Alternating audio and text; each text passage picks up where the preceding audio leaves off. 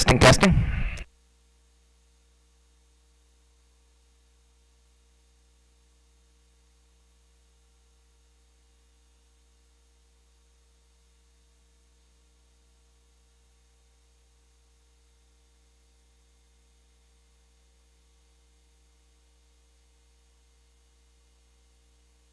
Okay, back on the record, Mr. Burkowski.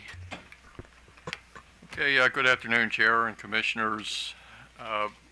What we had planned on doing is going through several of the sections of the regulations in order and discussing alternative proposals as we go through each regulation section. So the first section we had planned on going over is the 2050-09-02 for definitions.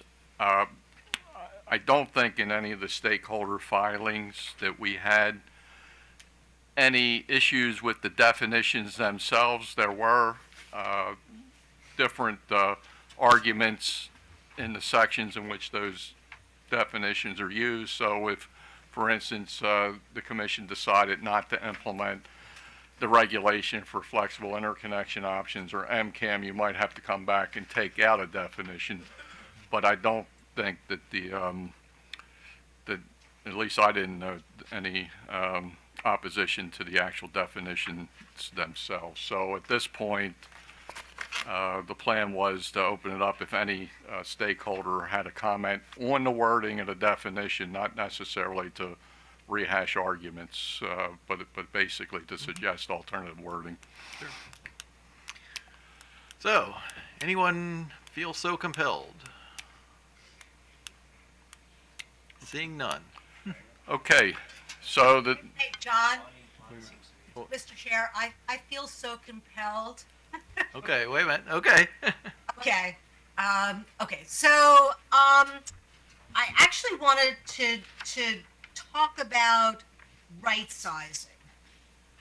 Okay. Right sizing. So this would be Right. definition 51. Page 31, Right. or at least my page 31. Yeah, page 31, definition 51. Right sizing.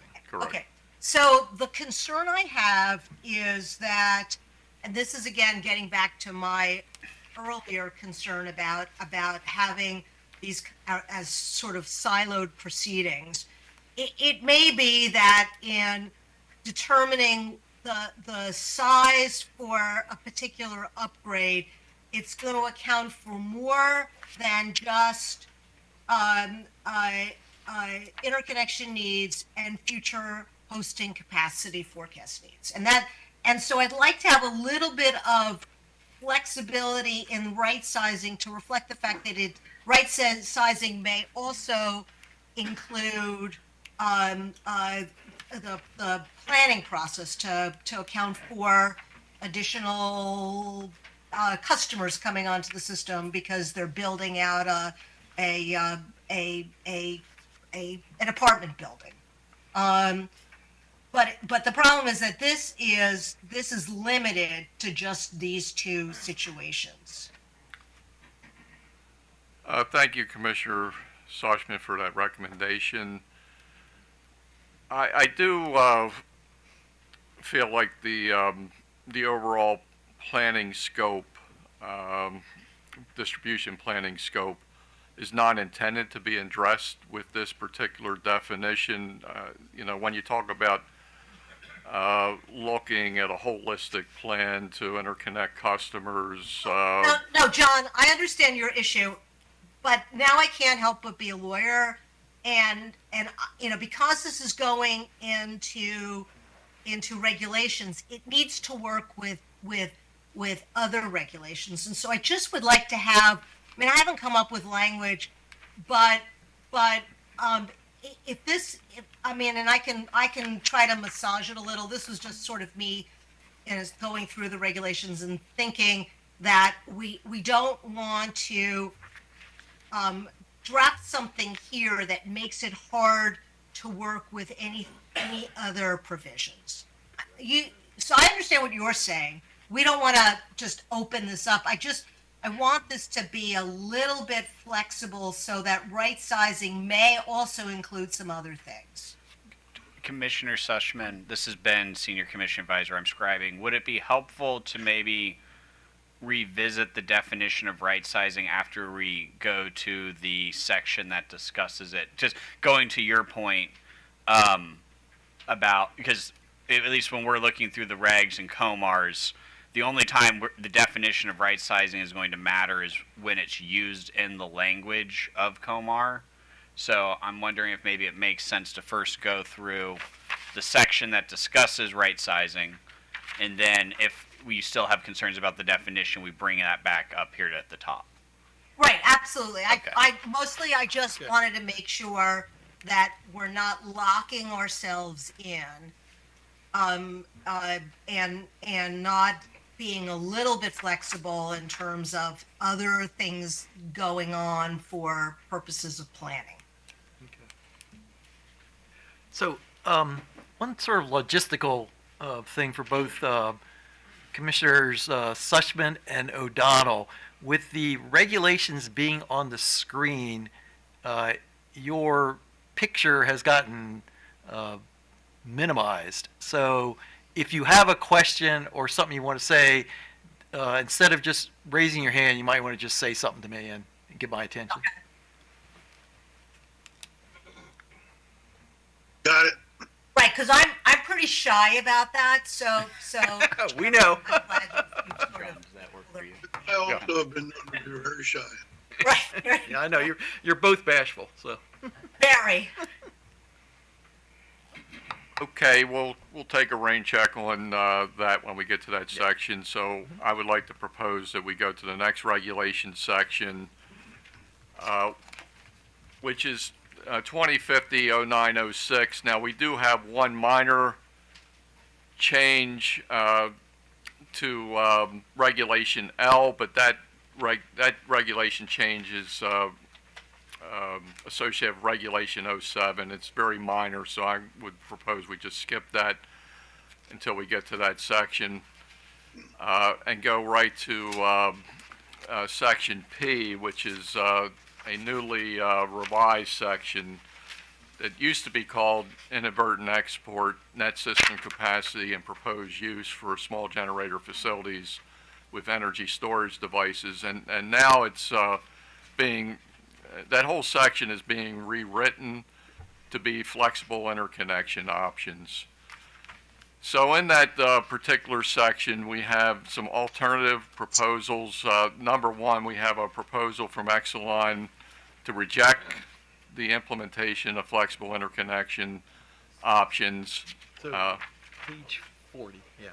And we also have a recommendation from SHMECO, primarily not disagreeing with flexible interconnection options, but feeling that they should only be considered under a level 4 study review. And a level 4 study is one of those studies for which you would need a detailed feasibility study, impact study, facility study. It's for the larger interconnections. So with that in mind, pursuant to our protocol, both SHMECO and Exelon representative would have up to 3 minutes to discuss their changes. Okay. Sure. Good afternoon. Damon Krieger again on behalf of SMECO. If it's possible, I'm wondering if Mr. Johnson could put our specific language up on the screen from our comments, because it is a bit detailed. I'm not sure if that's possible or not. We have it up on the screen right now. Oh, you do? Wow. Yeah. Sorry about that. Yeah. Yeah. Sure. Even better. I apologize. Okay. So a couple of things here in terms of how we've laid this out, because it is a lot to take in. But in the first instance, our perspective is that the screening tools that are currently in place are going to address, at least for SMECO and hopefully with respect to all of the other, or most of the other utilities as well, the vast majority of application requests that come in. And so we're talking about a situation where it fails the screen and an upgrade is required in order to move forward. And so in that case, as I said at the beginning, SMECO is very much supportive of flexible interconnection options. We think it's a great tool to have in the toolbox, and it takes time to think through. And right now, level 1s, it's a 15-day review process. Level 2s are 20 days, if I'm recalling correctly. So that's not a lot of time. And as a practical matter, again, if it passes the screen, it's going forward.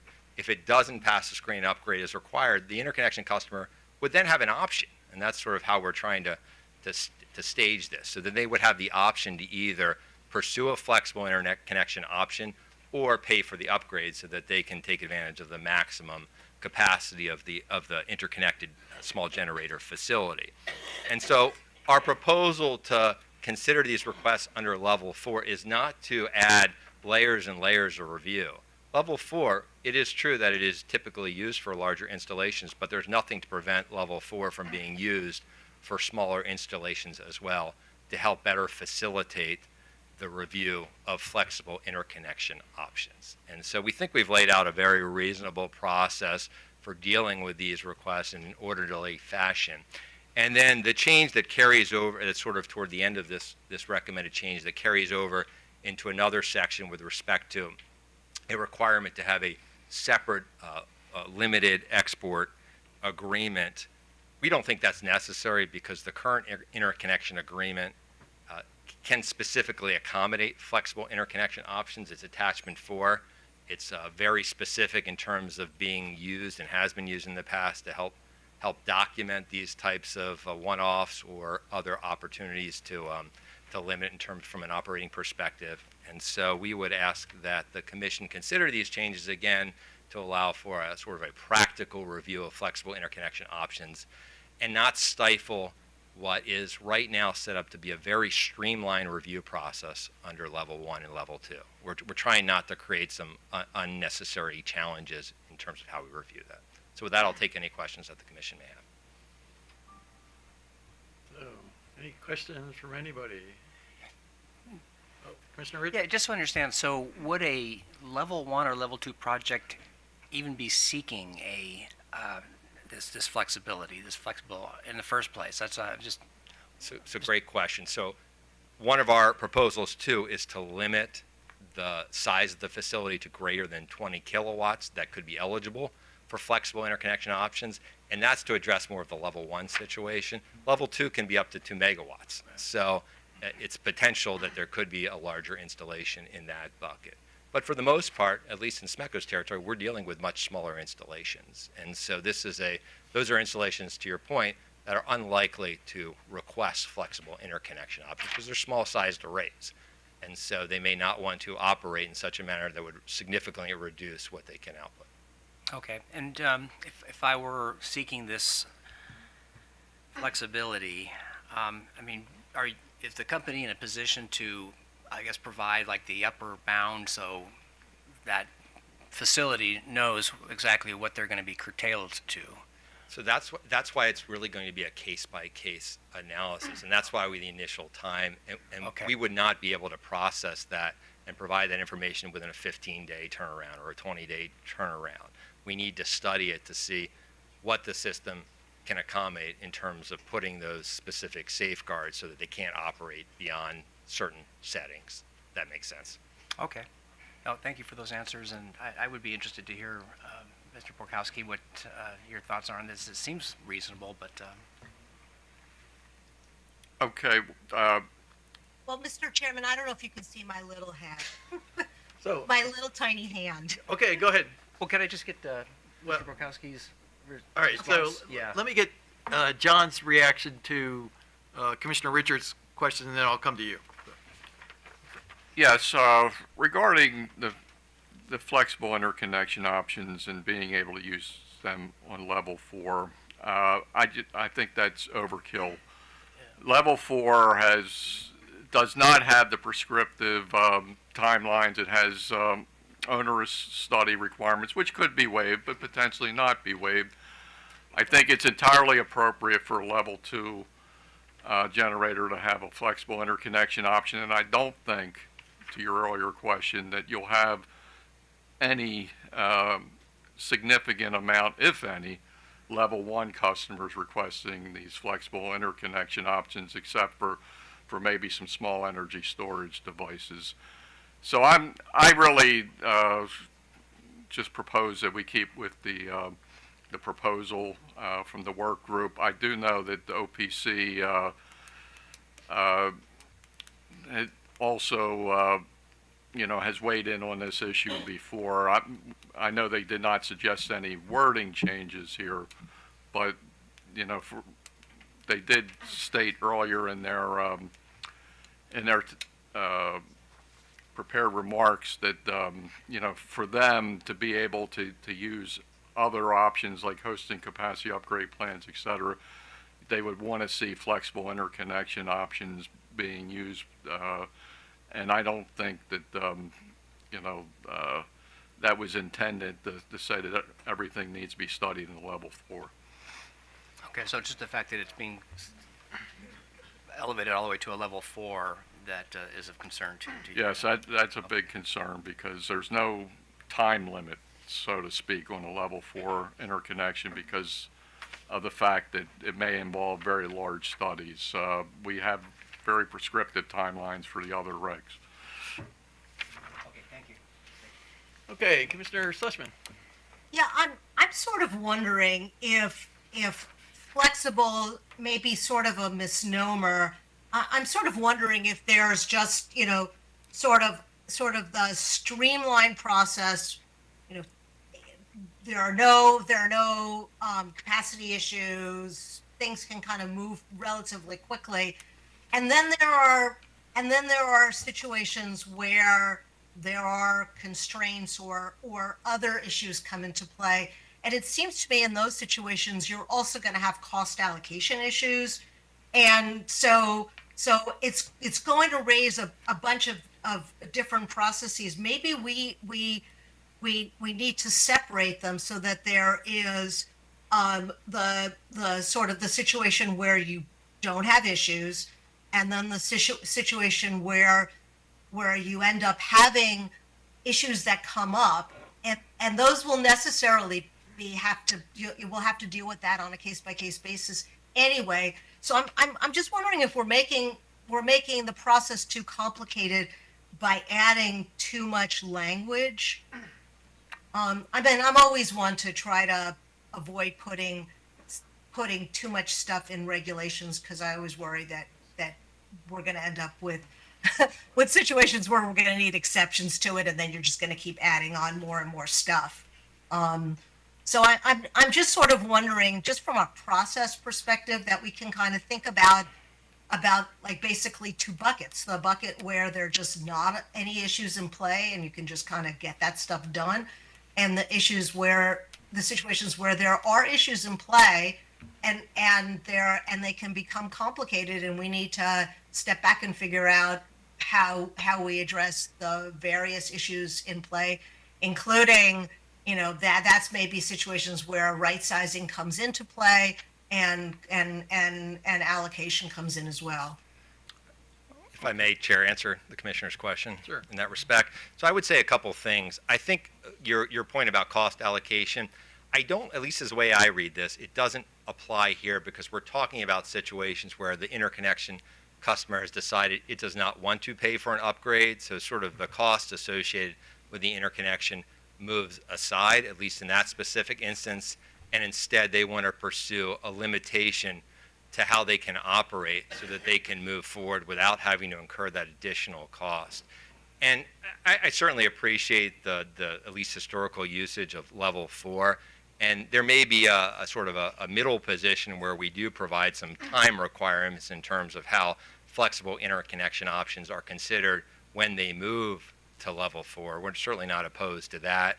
I also do think limiting the eligible systems to 20 kilowatt that can be considered for flexible interconnection options would take out level 1 and certainly put before the utilities a much more manageable group of small generator facilities by which to have to evaluate for flexible interconnection options, and so that would address some of the problems as well. Certainly appreciate your point about not putting too many words in place, but I think as currently written, it suggests that the utilities have to put forth flexible interconnection options when it approves an application for interconnection. And because it doesn't differentiate between the levels, at least one, I think, reasonable interpretation is they always have to be put forth on the table. Okay, is that Mr. Krieger? Yes, it is. I'm sorry. Okay, that's fine, See me. because I can see Commissioner O'Donnell and a room with tiny heads, so I can't really tell who's talking.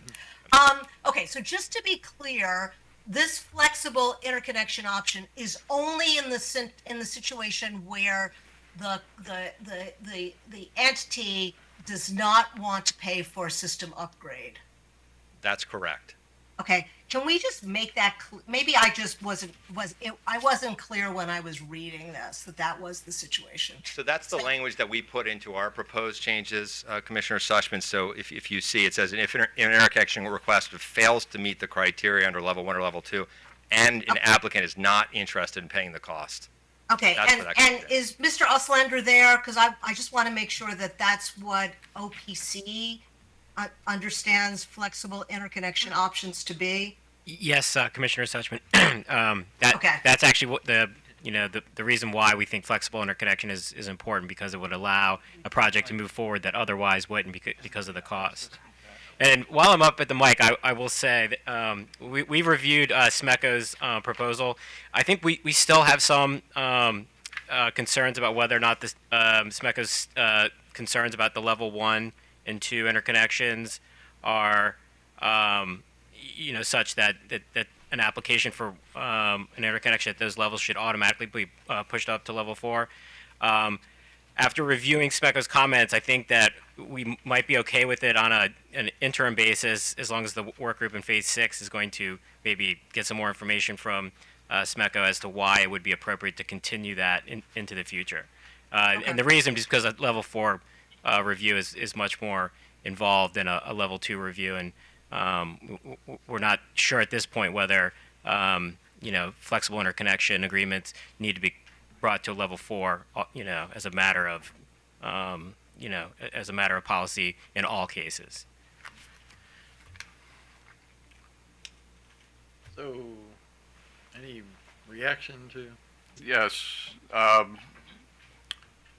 Again, I recommend that we make no changes. I really don't want to move flexible interconnection options into level 4 just due to the concerns I expressed earlier. I don't feel like there are things that we need to further review in Phase 6 with this. I think that when it gets down to it, these are flexible interconnection options. They are intended to help interconnection customers avoid interconnection upgrades. And the way it's intended to be used is, they can, DER, if they know about it, the option, they can come in and suggest that when they're filing their application or their interconnection request. But in the majority of cases, the interconnection customer is not going to know about it until they fail an interconnection test. And at that point, the utility will let them know that this option is available to avoid the interconnection upgrade, and then the clock will reset. So I feel like, especially for level 2, I really don't want to move those items into level 4. And as far as level 1, remember, flexible interconnection options not only cover the limited export agreements, which I think are one of the main concerns, but it also covers net system capacity. And I will note that this past summer, IREC put out its interconnection scorecard, and Maryland only got a C. And when I inquired of IREC why we only got a C, because I thought we were doing well, net system capacity was one of the major reasons we lost points. And I think if we had had net system capacity regulations in, we would have been closer to getting that B level. So net system capacity is wrapped up into this too.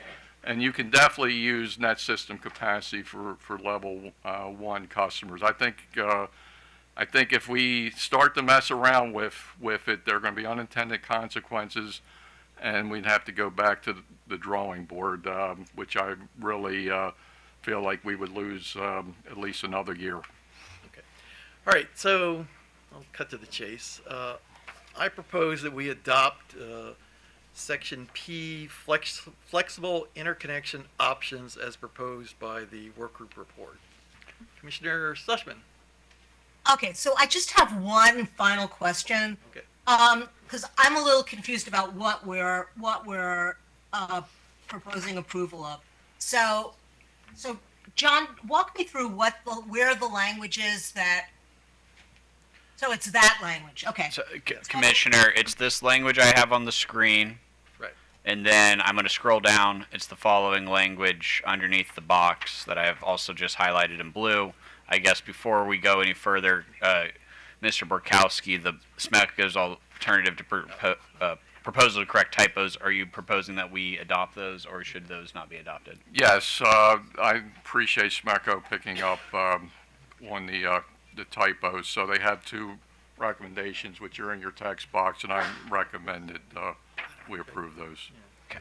Okay, so which one? The The, I'm not sure I have that one because I might have it earlier. But I guess the question is where is the language? So I'm looking at the SMECO alternative proposal where they have an applicant is Yeah, it's in there. paying the costs of the necessary modifications.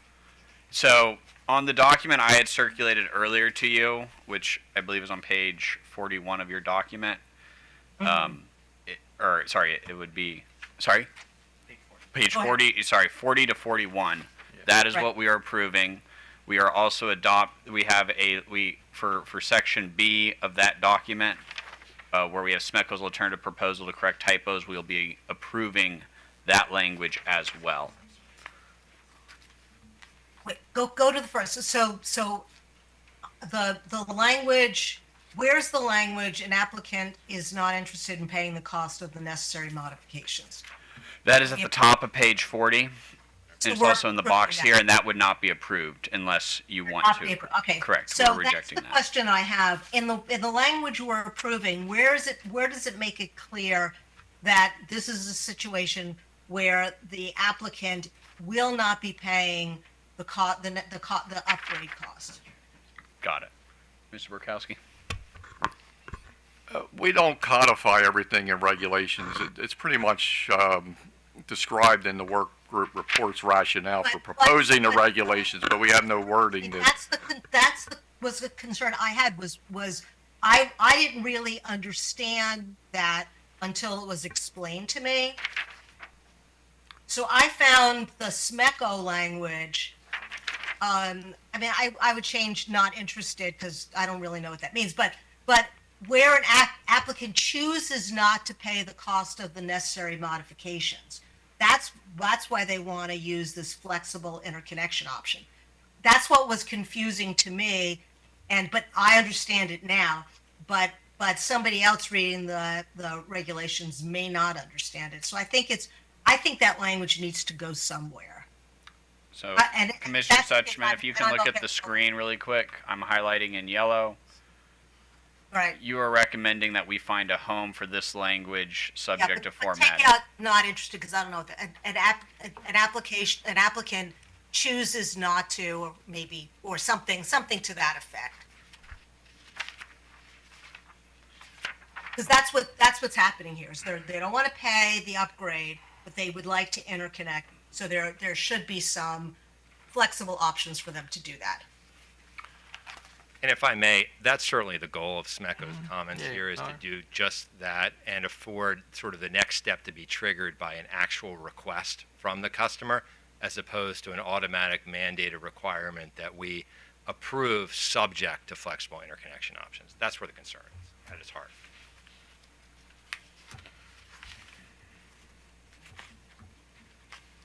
So I guess I got 2 questions for Mr. Borkowski. One, where might this go? And then secondly, do you want to take all of that language or we're gonna amend it some more.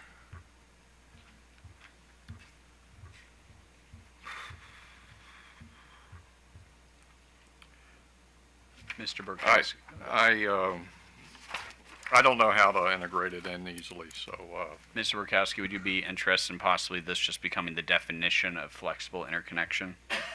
I would not want it to be mixed into net system capacity. But if it's mixed into the definition of limited export agreement, I would agree to that. I feel like we need to be able to have flexibility. You know, when an interconnection customer requests interconnection, they should be asking for the interconnection right up front for their net system capacity. They should be allowed to do that. They shouldn't have to worry about flexible, non-flexible. They're trying to basically, you know, minimize their interconnection requests. So I don't want to say in language for net system capacity that if they're not interested in paying the cost, because, you know, that may be a part of their original application. I feel like the limited export agreements are more along the lines of when you get denied for an interconnection request, then you come up and maybe the utility proposes or gets into a dialogue with the interconnection customer where they can agree on something in the interconnection agreement that would limit that. Yeah, so Mr. Burkowski, I actually have a suggestion. First of all, under one, utilities shall approve interconnection requests. So that's, I think that language is a problem because there's no conditioning of that. So that I think, but I'm not sure that it needs to be there anyway because you have the discussions about what needs to go into a approval of the request in other sections anyway. So I think that just adds confusion. I think you could just take that out and then just have if the customer chooses to, or decides not to, if the customer fails to meet the criteria under, I mean, you could just take the sentence that SMECO has. If they for whatever reason they fail to meet the criteria, and they're not interested in paying the upgraded costs, then the utility. Well, I guess the question is who's proposing it. I guess you could say there shall be available a flexible option for the customer. But I think you have to take out that first section, utilities shall approve interconnection requests. I'm assuming every utility there doesn't want that anyway, because it just seems to suggest that you have to do it, and you don't want to have to do it if you can't do it. Well, I think that when it says shall, it's just relying on this particular section. It's not, you know, in all cases, it's saying if you're going to be using flexible interconnection options, you shall approve them under, you know, the. That's not how, John, as a lawyer, that's not how I would read it. I would read it, utilities shall approve interconnection requests. So utilities have two responsibilities. They've got to approve the interconnection request, and they've got to consider these flexible interconnection options. Both of those, I think, in the way that they're drafted, I would think would be problematic. I'm not sure that that's really getting to what you need. Would the substitution of the word review for approve satisfy? Where is the Utilities shall review interconnection requests while considering, instead of approve, if that's what. Well, then you can say utilities shall consider flexible interconnection options while reviewing interconnection requests. You could do it that way. Because you don't want the approving interconnection requests in this, because that's not what this is about. You see what I'm saying? Yeah, I think, you know, we could work If Ben, if you're, Yeah, no, I I've- think you know where I'm going with this. I think I think it just needs to be made a little clearer. Mr. Chair, I have a couple proposals on the screen. I could also, after you all review this, if we want to take 20 from the bench, because I assume there might be a couple other scribing edits at the end of the day, and we just integrate this, see if me and Mr. Barkowski can integrate this quickly to bring it back to you for approval before the end of the day, once we get through the list, depending on what time it is, if you would like to Okay. approach it All that right, way. we'll try that, so. Okay. Yeah. Okay.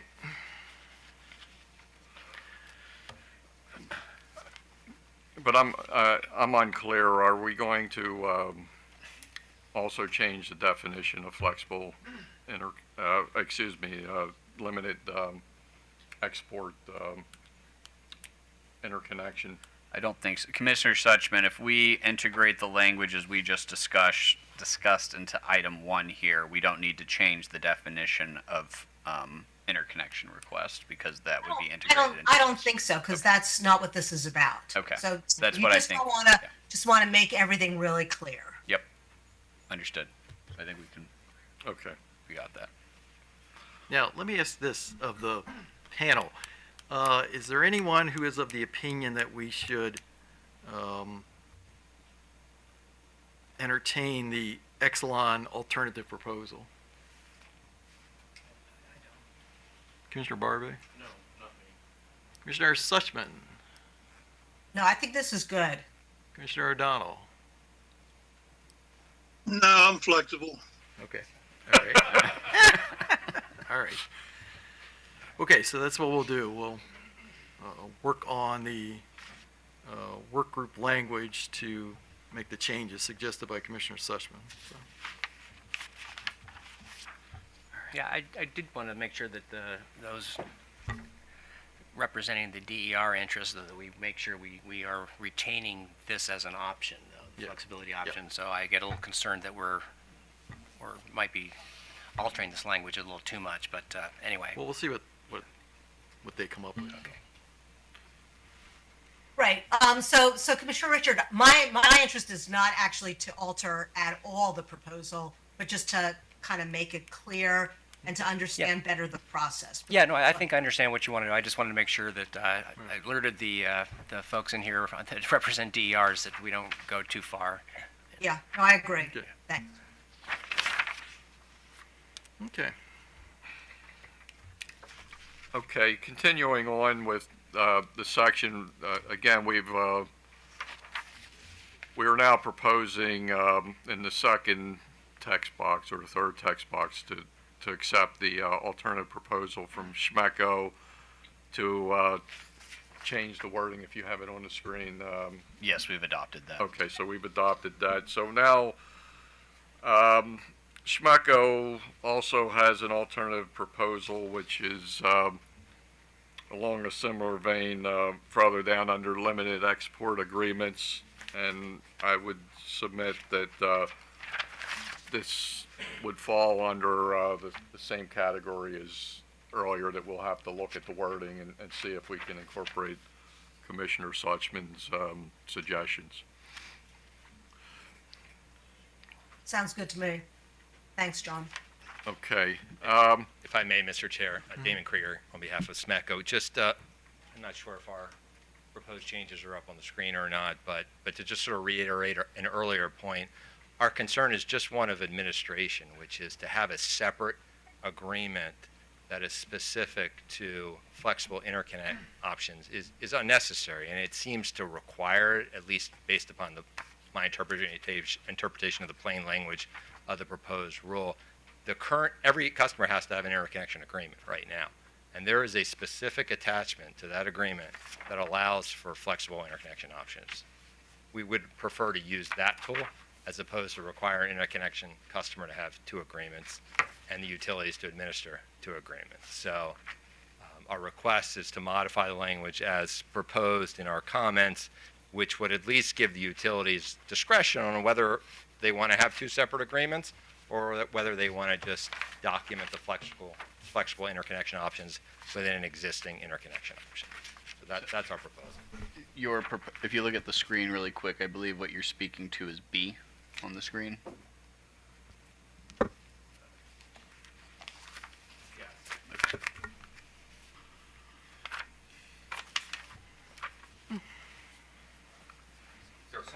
We had a little bit more changes, I'm sorry. Okay, do you need subsection B? Commissioner Suchman, we're under, so we're on limited export agreement, page 42 of your document. Yeah, no, I'm seeing that. So, Okay. so you have to lay out a process. And I guess the question is, Mr. Krieger, you asked, is this going to require additional agreements? And so, what I'm asking is subsection B necessary? You're going to have an interconnection agreement. And I think that this might actually add some confusion because you're going to lay out a process, and the process might include parameters that are going to go into an interconnection agreement. I guess the question is, do you need this subsection B? Because it puts limits on what you can do, and it may impose additional requirements and perhaps confusing requirements on you. And I'm sorry, so this is the way it's at least displayed on the screen. It's our sort of complete language, the clean version as opposed to the red line version. So I apologize, I'm just trying to track it. B was actually one of our proposed additions, but in context, the red line. I understand what maybe sort of. So the language that reads limited export operating and control parameters shall be set forth in either a standard interconnection agreement or separate limited export interconnection customer agreement.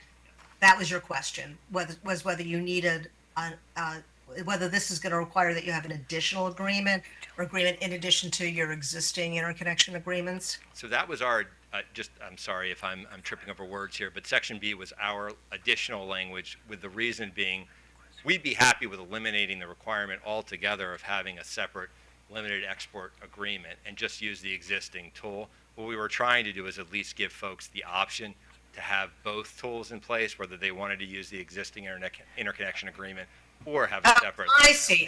Okay, so your proposal was just adding B. Well, there's a couple tweaks to A, C, and D Okay. as well, but again, the red line version is not up here, so I apologize. It's probably a little bit more confusing to distill from this. But our goal was to modify the proposed language from a requirement that you have to use a limited export operating agreement into a discretionary, where a utility could either use that tool or use its existing interconnection agreement to avoid the administrative burden on both interconnection customers and the utility. So we were trying to streamline things, if that makes sense.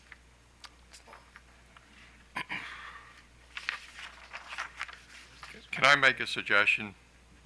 I'm not adverse to Schmecko's intent here, but instead of dealing with it here, I would propose we deal with it in the definition for limited export interconnection customer agreement. We can say as specified in the interconnection agreement or in a separate limited export interconnection customer agreement in the definition, and not get into messing with the words in this section. So where would that be in the definitions? Definition is Regulation 02, Item 30, Limited Export Interconnection Customer Agreement. It's on the screen, Commissioner. Number 30? Yeah, no, I'm looking at, the numbers changed. We could say, where it says as specified in the agreement, we should I think say that, I like that. as I like that. specified in the interconnection agreement or in a separate limited export interconnection customer agreement. Yeah, fewer words, that's a good thing. I like that. You want interconnection agreement at the end? Yeah, at the end, just insert interconnection in front of agreement, and then after that say, or in a separate limited export interconnection customer agreement. Limited export. Right.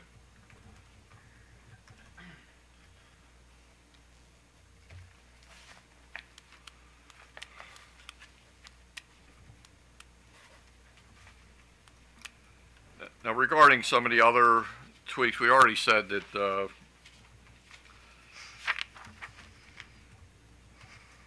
we would go back and look at this in light of Commissioner Suchman's comments regarding Mr. Krieger's alluding to maybe some tweaks in C. I think we already have items in C that I'm not sure what is being added here by any additional tweaks. So I think if we accept the definition change and also go back to look at this section at the break between Ben and I to propose something along the lines of what Commissioner Suchman was recommending earlier, I don't see any other items in the SMECO alternative proposal here that I would propose changing.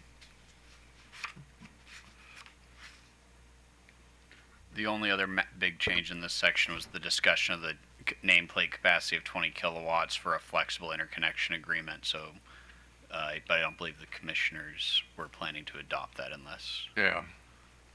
you want to. No. Yeah. No. All right. Okay, do you want to vote after each section?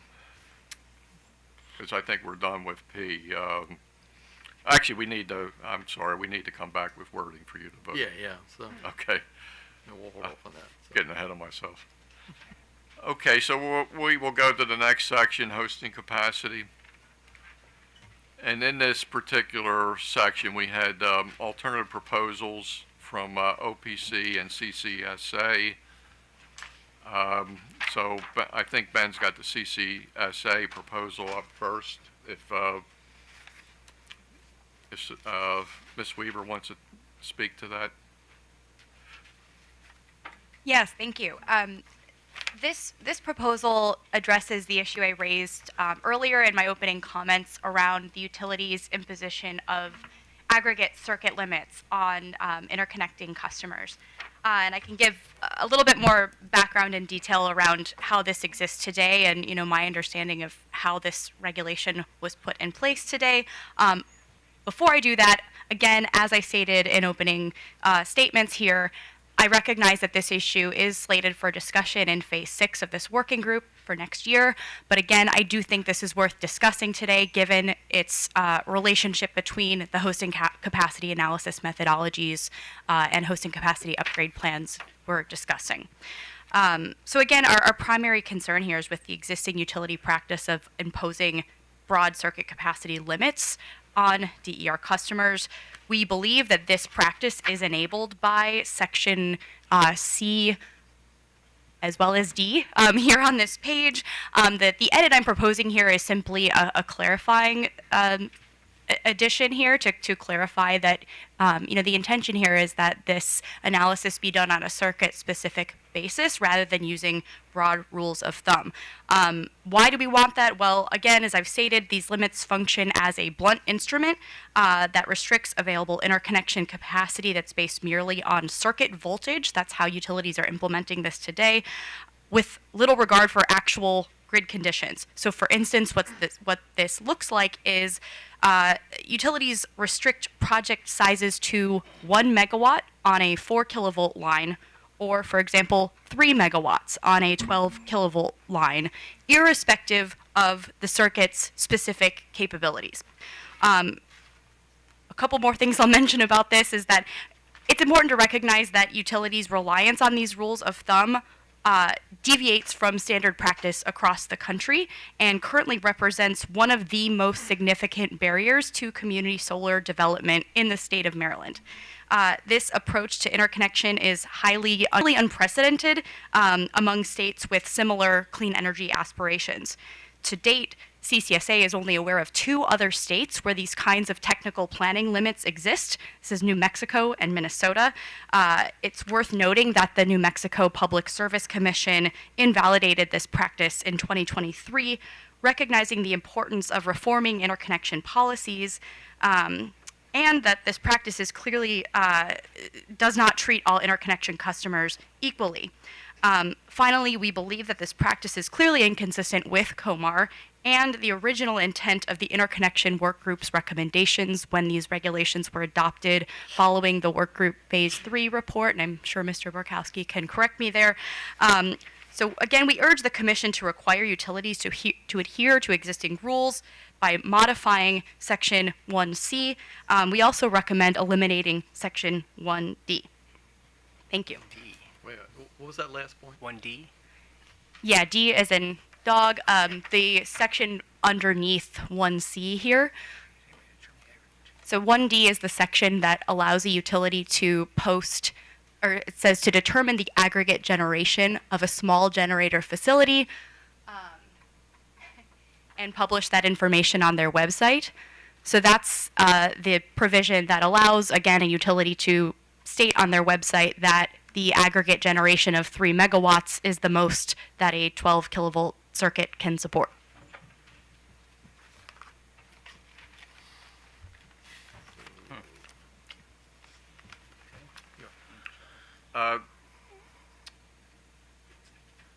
As far as the recommendation that's in the text box to add on a circuit-specific assessment of distributed energy resource forecast, I personally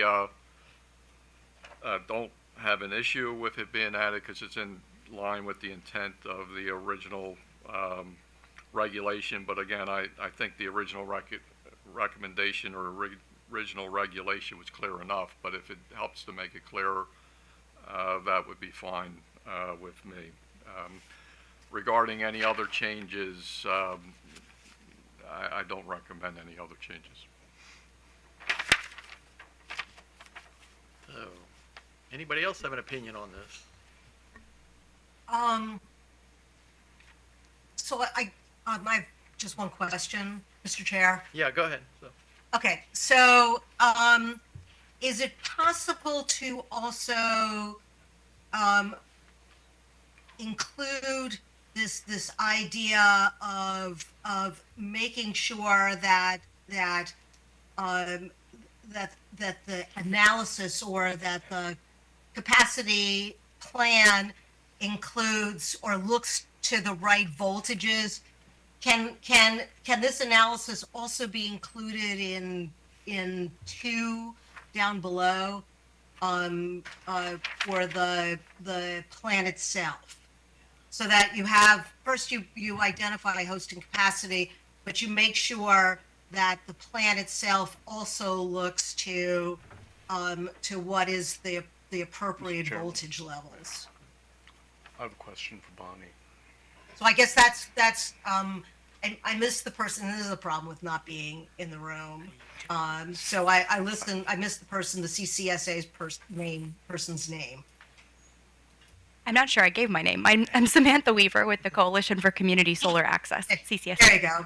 Okay, Ms. Weaver. So, so just taking this idea of determining hosting capacity and continuing it through the plan itself. I'm assuming you want to make sure that when the utility is proposing a plan that it doesn't use particular voltage levels as a way to avoid allowing for particular projects to interconnect to the grid. Is that correct? That is correct. Yes, it should be a circuit-specific analysis, so we should see it vary by feeder. And I think to Mr. Borkowski's point, one might argue by reading these regulations today that that's how it should be done today. Again, that's not how it's being done. I think that part of the reason it's not being done that way may have to do with item D So why below. don't you go down to the next section, because I just don't want to lose this piece. So when we start to talk about the hosting capacity upgrade plan itself, do you have a recommendation for making sure that this kind of analysis is included in the plan? Looking at this section. Maybe that's just food for thought. Yeah, I think that's a good question, and I think this gets to the underlying definition and assumptions about what a hosting capacity analysis is. And I think maybe what's missing here is a directive to require hosting capacity analysis to in some way inform interconnection capabilities. So here Well, you'll have like Yeah. maybe 5 minutes. well, hold, Mr. While we're Chairman. talking about other things, look at this list, and if you can just maybe give Mr. Murkowski or just sort of throw out some language that you think would get your analysis into the mix, because I think this is important. We want to make sure that the plan actually adequately reflects what can be done on the grid. Well, before we start throwing around language, can I ask one question of you, Bonnie? Yes. Why is the phrase reserve hosting capacity insufficiently broad to accomplish all the things you want to accomplish? It seems to me, I'm not an attorney, so maybe the word capacity has a different meaning, but it seems to be a rather broad term and ought to, refer to anything that relates to the ability to have reserve hosting capacity. Right. No, and it may be. I'm just asking, since we're looking at this language now, CCSA is sitting at the table. If they see that there's in the regulations something that may not be clear, now's the chance to offer it. Yeah, and thank you. And I looking at this, looking at what is on the screen currently, I don't have a concern with the way things are phrased here. I think my concern is less about language related to planning and more about language related to interconnection and hosting capacity. So I guess that, maybe takes us back up to the earlier section. And to the commissioner's point about reserve hosting capacity, I think the question here is, how much of these should be a circuit-specific analysis rather than a broad rule of thumb? And I think the answer is it should all be a circuit-specific analysis. I'm also not an attorney, unfortunately, and the best I could do was come up with the suggestion to add the phrase circuit-specific to item 1C up above. And I think that accomplishes I just want to make sure that our aim. you are. I mean, I think you raised a good point, and so I just want to make sure that you believe that taking that language and then the utilities doing their plan, they're going to incorporate in that plan circuit specific issues. That's right. And I'll take a closer look at the hosting capacity section as well. But my immediate response is that I don't see the need for additional modifications. Okay, good. Thank you. Thank you. Are we still on just Q1C? I just want to be sure. Yeah, 'cause so the discussion we just were having, Q1, Commissioners, just Q2, to level set, yeah. we were discussing Q1C, and Commissioner Sushman was asking if Right. the edits we were making in Q1C should also be incorporated into Q2. And the discussion where it just ended from CCSA is that they do not believe we need to make that specific edit also in Q2. Okay, I was just trying to figure out Yeah, where so in we were still Q2 we would be, Right. but we haven't made a decision No. yet. Okay, on Q1. Correct, correct. And then I believe Commissioner O'Donnell has his hand up. Okay, thanks. Okay, Mr. Mr. Chairman. O'Donnell. I got a question for Mr. Borkowski. Mr. Borkowski, it seems to me, and correct me if I'm wrong, that I kind of heard you saying these non-consensus items, these few remaining on these regs, we're going to get there. And I'm sensing that you kind of fashioned something in their stead of in place of the non-consensus that everybody didn't like, but everybody was going to be able to live with. Is that close to accurate? That, I would say that's a fair characterization. Often in the work group, you have opposing views, and I do my best to get consensus. In this particular hosting capacity upgrade plan proposal, keep in mind this is just a tool. The planning is not part of interconnection work group. The planning uses the interconnection work group's tools, but we're on that verge of planning, and a lot of stakeholders expressed concern in the work group. While they thought it was a good idea to have hosting capacity upgrade plans, they wanted guardrails around it, and we put those guardrails in here. We didn't put how you should do your planning process in here, but we put the guardrails in. And it was all an attempt to reach consensus so that we could at least make some of the stakeholders who were wary of utility intent a little bit more comfortable that these things would be covered when the utility came forth and proposed a hosting capacity upgrade plan without trying to dig in and determine how they would do their planning in the interconnection work group. Yeah, so I guess my concern is, and you alluded to it earlier, is we get so far afield on rewriting these things. Right.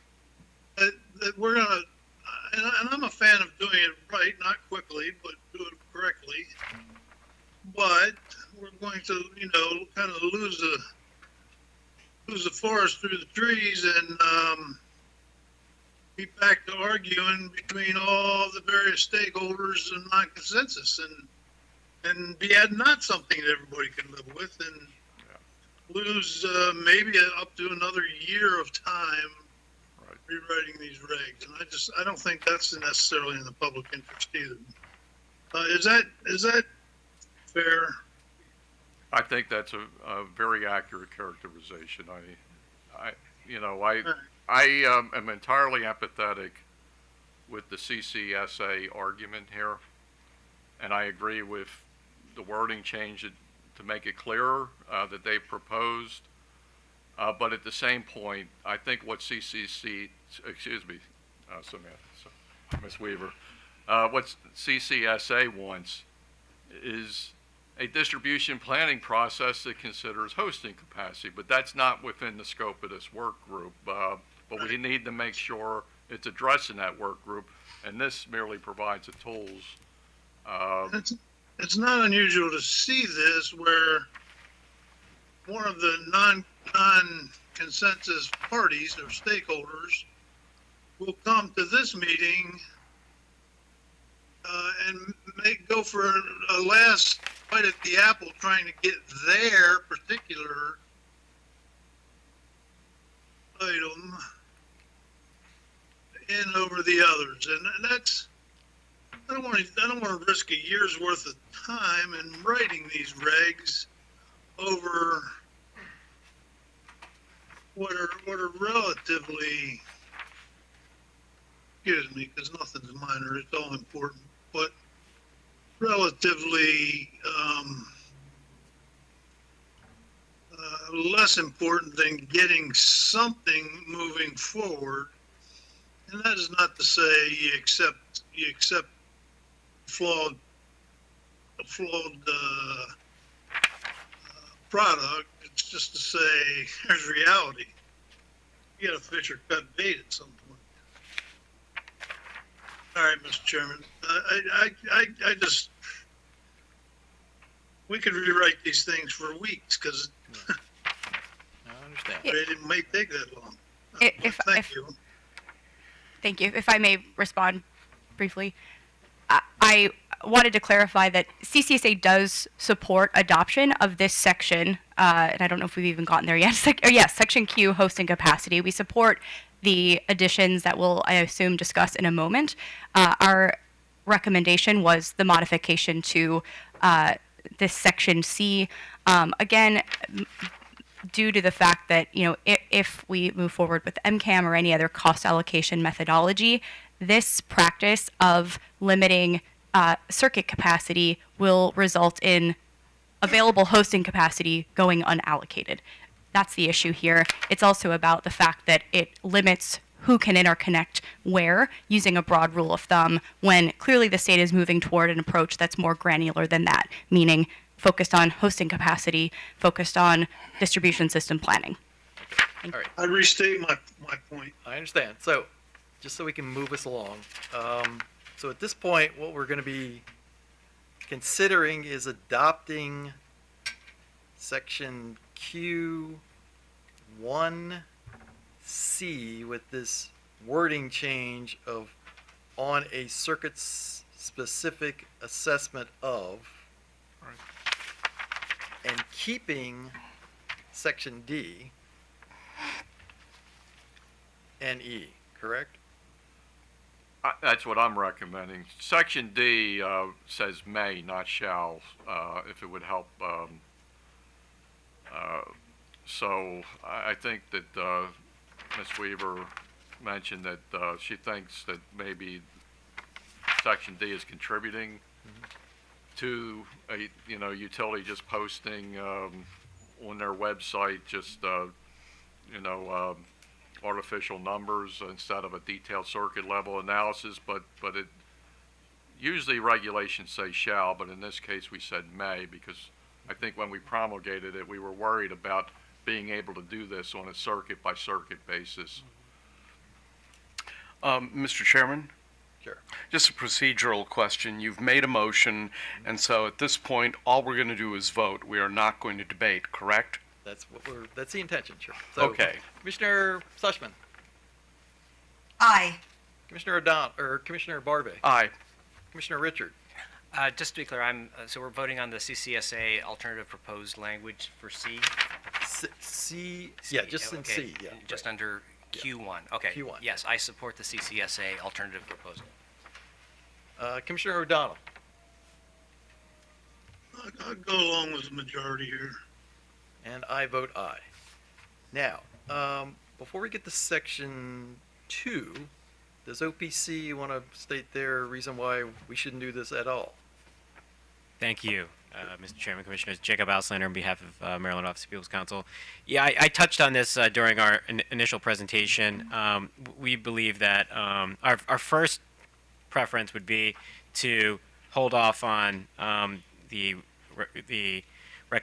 recommendations for the changes in Section 2. What we would really like is there to be a discussion within the work group to develop uniform processes for making these hosting capacity upgrade plans.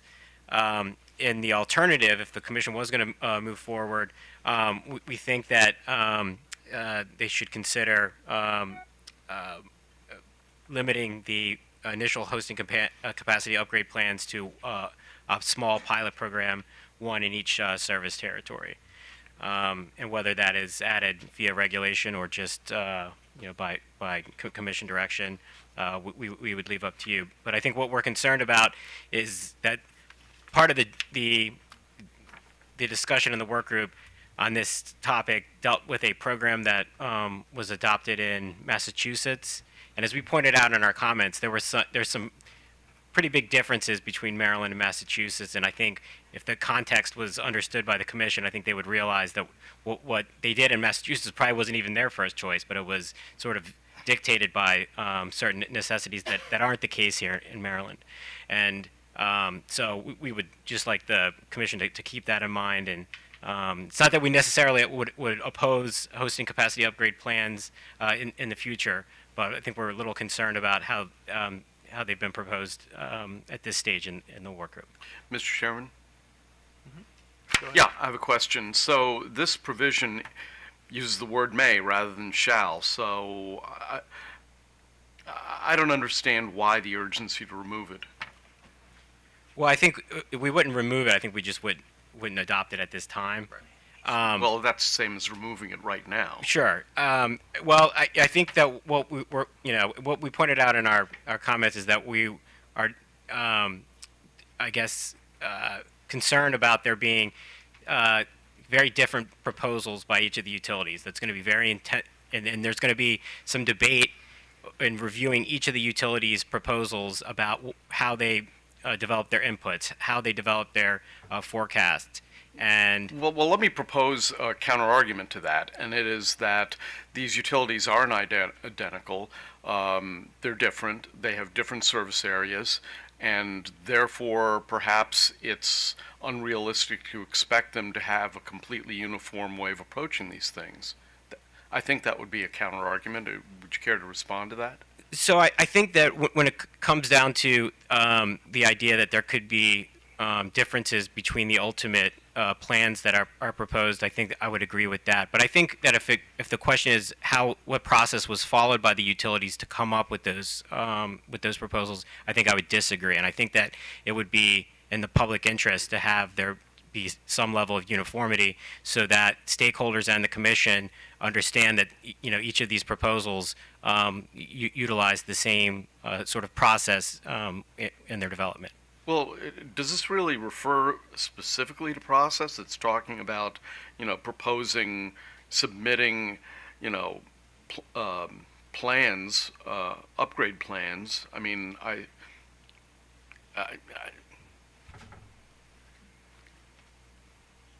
Well, I think that you're right that the language in this section is permissive, but it is quite a bit more detailed than what it currently exists in COMAR.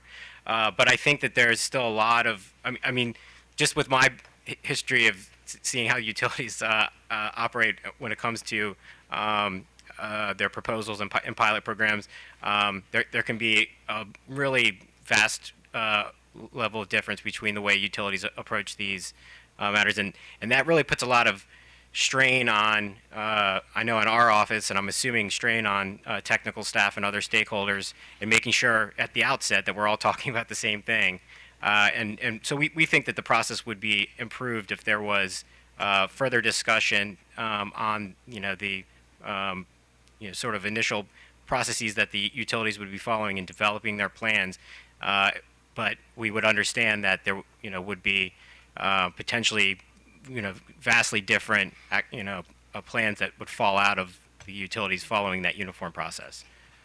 okay, thank you. Mr. Chairman, I'm inclined to keep to not accept this change, but I'll maintain an open mind as the So- debate proceeds. Well, actually, Mr. Bukowski, why don't you respond to OPC's suggesting we not take this up? So,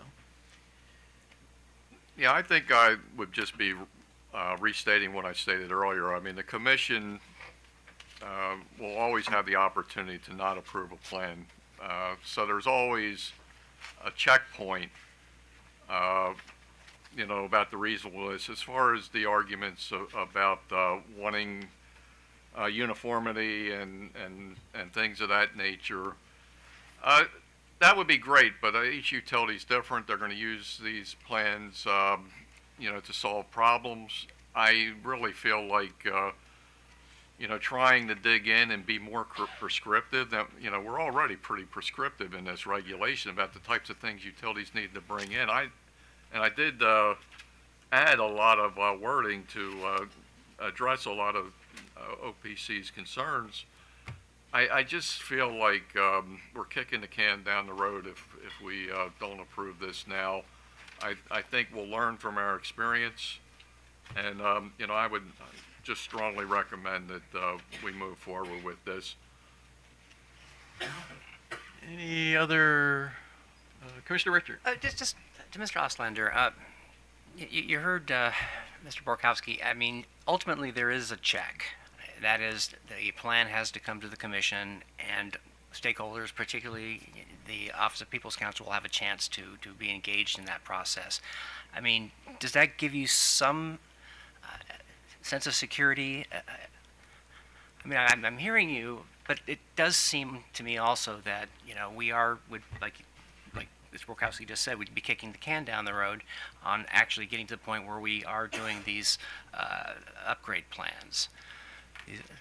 So to answer your question, Commissioner Richard, I agree that the process that's set out here would provide an avenue for OPC to raise its concerns and either support or oppose or support with modifications a particular utility plan. So as an alternative, our 1B on this issue was to have the commission sort of recognize that that they would take a cautious approach with these proposals, and maybe only permit the utilities to do it on a pilot basis, one per service territory. So that is our position on this is 1A is not to adopt it, 1B is to adopt it, but be cautious about it.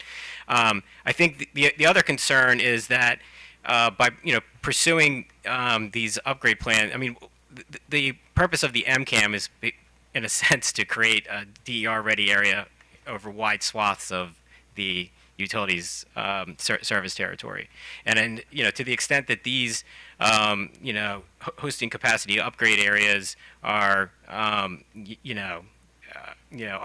limited in scope and targeted to where the MCAM is not likely to reach, I think OPC would be more comfortable with them. But we do have some concerns that the utilities are going to be thinking very different things as they're developing these plans, and that it could be very burdensome for stakeholders to do the work that they would need to do in developing their their ultimate recommendations to the commission regarding a specific plan. Okay, well, thank you. Well, I certainly hear your caution. Mr. Chair, I think I will be supporting Mr. Borkowski's the work group program, just because I just feel like it'd be good exercise for us to begin the hosting capacity upgrade planning process. So let me, Mr. Burkowski, let me ask you on this idea of having a pilot. So we'll get to it. This question about having it limited to a pilot, what's your view about that? Whether you characterize it as a pilot or not, the regulation says may, so the utility can propose items they can consider a pilot or not, but I really think it's ready, to put in place now. If the utility wants to step cautiously and just look at a certain area and consider it a pilot for themselves, and for us, that's fine, but I just think it's semantics. Commissioner Suchman. So, Mr. Burkowski, when does a utility submit a hosting capacity upgrade plan? Just prepare and then submit. When is there a trigger that starts the process? Well, in a perfect world, utilities would have a DER forecasting process, and they would be able to predict through that process when they will need a hosting capacity upgrade plan, when they expect there to be significant constraints in a particular area on the system. I don't think that we can be too prescriptive about what a trigger would be. I think it's just incumbent upon the utilities to improve their processes, to adopt DER forecasting, and to be able to make these determinations and come in with a proposal. Then what would be the point of the commission approving the plan or plans? Well, The reason I'm asking it is I have a proposal that might address OPC's concerns.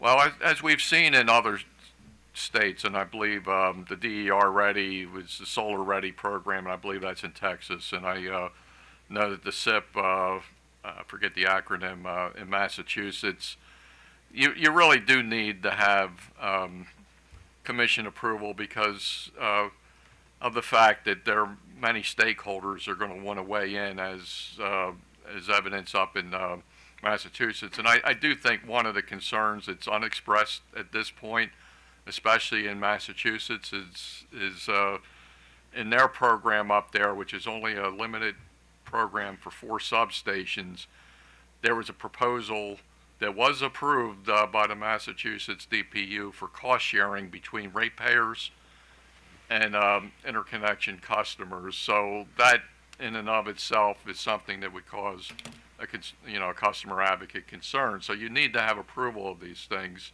if a utility would come and propose something that would have a cost sharing mechanism. Right, no, but I think everybody's kind of getting concerned or caught up, or maybe OPC is getting caught up, or maybe I'm just thinking that OPC is getting caught up in the beginning of this section 2.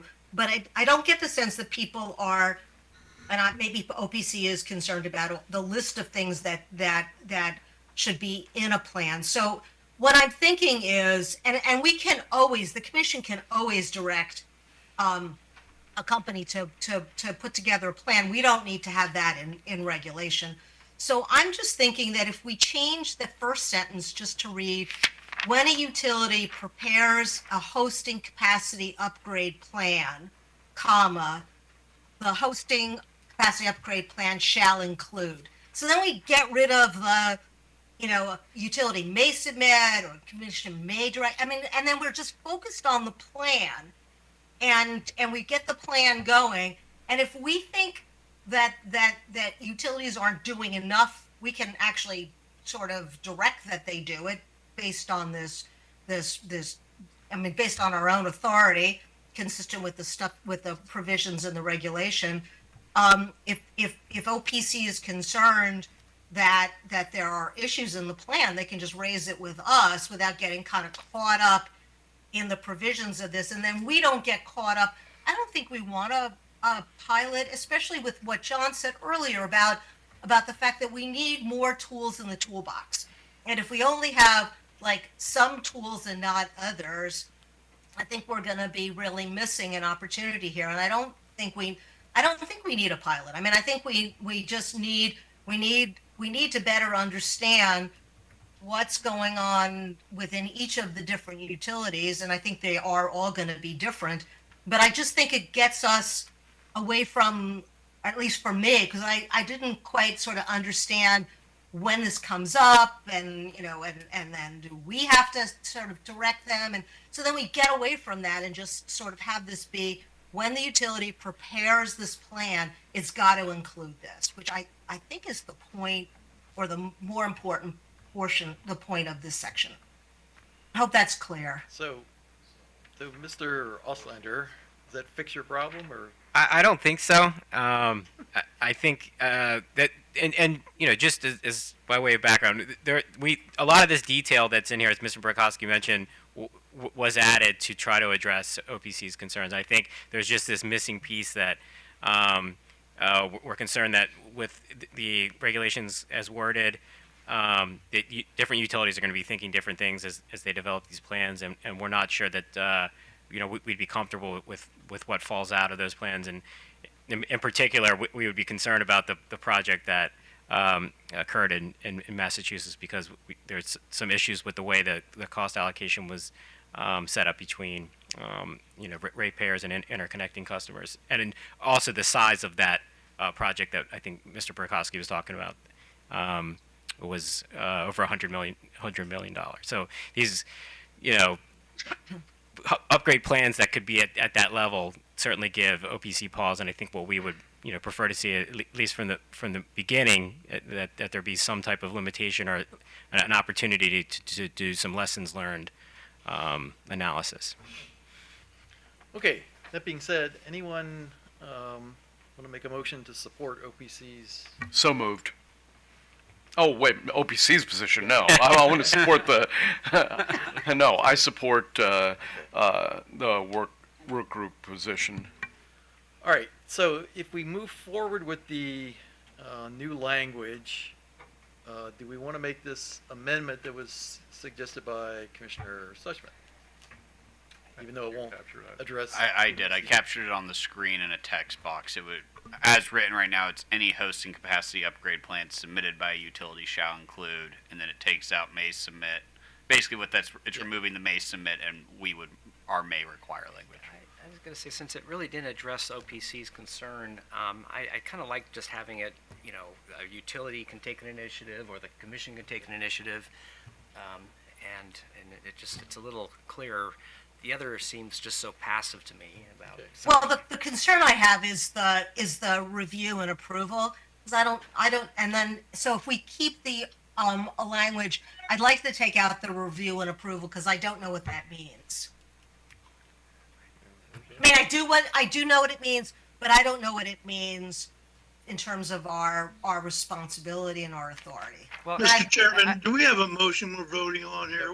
Not yet, we're getting there. Well, So- I actually made a motion to, well, I'll withdraw my motion, Mr. Chairman. Okay. All right, so Commissioner Suchman, restate again what you're trying to do with this. Let me- Okay, my concern is just being really clear about what the section is doing and what it's not doing. So I don't want the commission to have the responsibility for reviewing and approving this plan. What if we decide that we don't think we need to approve it? Then we've got this requirement in legislation giving us the responsibility for approving it. I don't want to have that in. I don't think we need to put something in regulation if that's not what we're trying to deal with. We're trying to deal in this section with what should be in the plan. So that's what I think the focus should be. Is if a utility or when a utility or if a utility prepares the hosting capacity plan, this is what has to be in the plan. Because I think that's the point of the section. Putting more in just creates more problems. Any reaction to that? Thank you, Mr. Chairman. I think OPC would be concerned if that language was removed from this.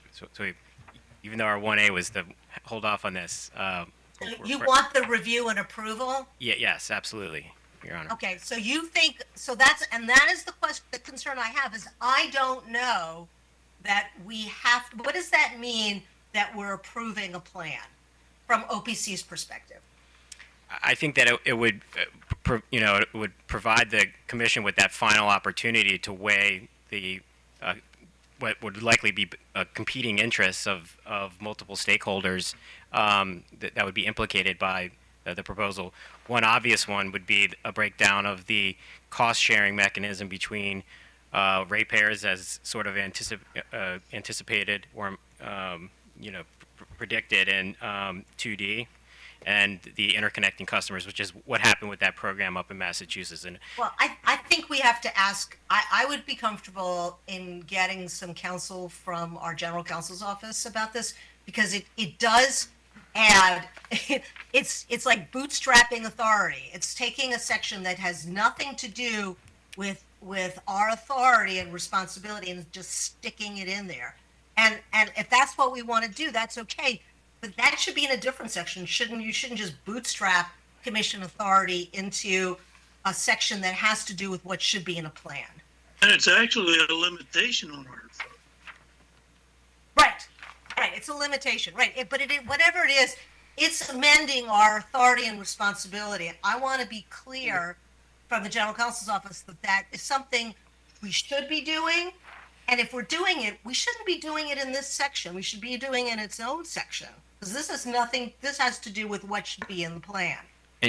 But just to clarify, Commissioner Suchman, the existing regulation does use the language commission's review and approval in it. So currently, COMAR does say that the commission would review and approve utility proposals for a hosting capacity upgrade plan. Okay. Well, All right, wasn't on I'm the let commission. me make a suggestion. So, But I would be, other than that, I'm okay with this section, but Yeah. I just want to, can I say yes, subject to just checking with the general counsel? no, actually, what I want to do is actually set this aside, and we'll sort of check the authorities on it, and then come back to it, because it appears to me that we're not going to finish this project today. So I just want to let the parties know that we probably are going to have to pick another day to finish this. So you may want to be giving some thought as to what the schedule might be for that. So given the fact that we're going to come back to this at a future date, let's set this aside right now and see if we can get this resolved, and then come back to it. So why don't we move to the next topic and see how much we can get done before 5 o'clock. So. Okay, the next section is the Maryland cost allocation method.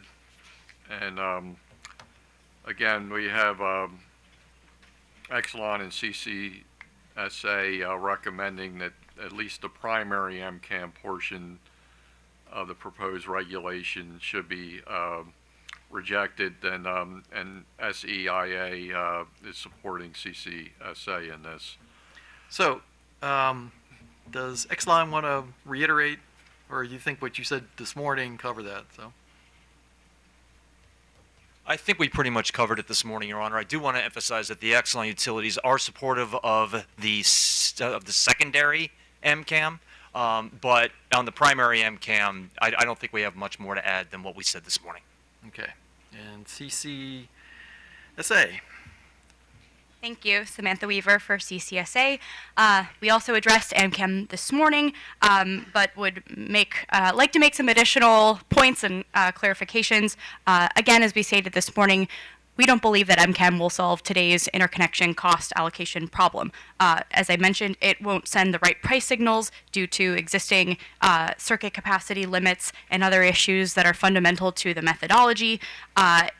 In addition, the thing I have not touched on yet is what we know today about the likely fees associated with MCAM.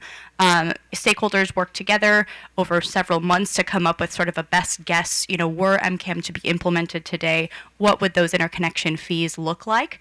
And from what we in the solar developer community have seen, some of them are extremely high, on the order of thousands of dollars. Of course, those are on the more constrained areas. But point being, when we look at this, we see prohibitively high fees that will serve as a barrier to project development. Again, the examples that are attached to the work group report show that some of these are in the hundreds, if not thousands of dollars in some parts of the state. Which brings me to the other point I'd like to make, which is that, we recognize that MCAM's aim is to encourage solar development in areas with the fewest grid constraints.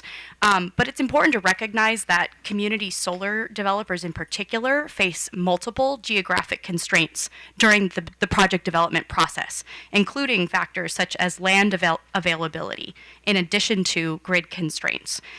As DER penetration increases across the state, project siting will become more complex, leaving fewer options. Again, we understand the stated objective is to incentivize projects to build where they can interconnect at the lowest cost. However, interconnection costs are not the only constraint. Sometimes siting a project in the lowest cost area to interconnect is not an option. We're at a critical stage right now. We've got what year is it? I guess 6 years left between now and 2030. There are industry estimates that suggest that Maryland could see 1 gigawatt of additional community solar development. The challenge will be in the future siting and interconnection related. That's another reason why we support the previously discussed hosting capacity upgrade plans as opposed to this MCAM proposal. I'll briefly just touch on something that we discussed as a group about a couple of hours ago, which is sort of what's this relationship between MCAM and the concept of hosting capacity planning and or in other words, what's the difference between interconnection-focused issues and distribution system planning?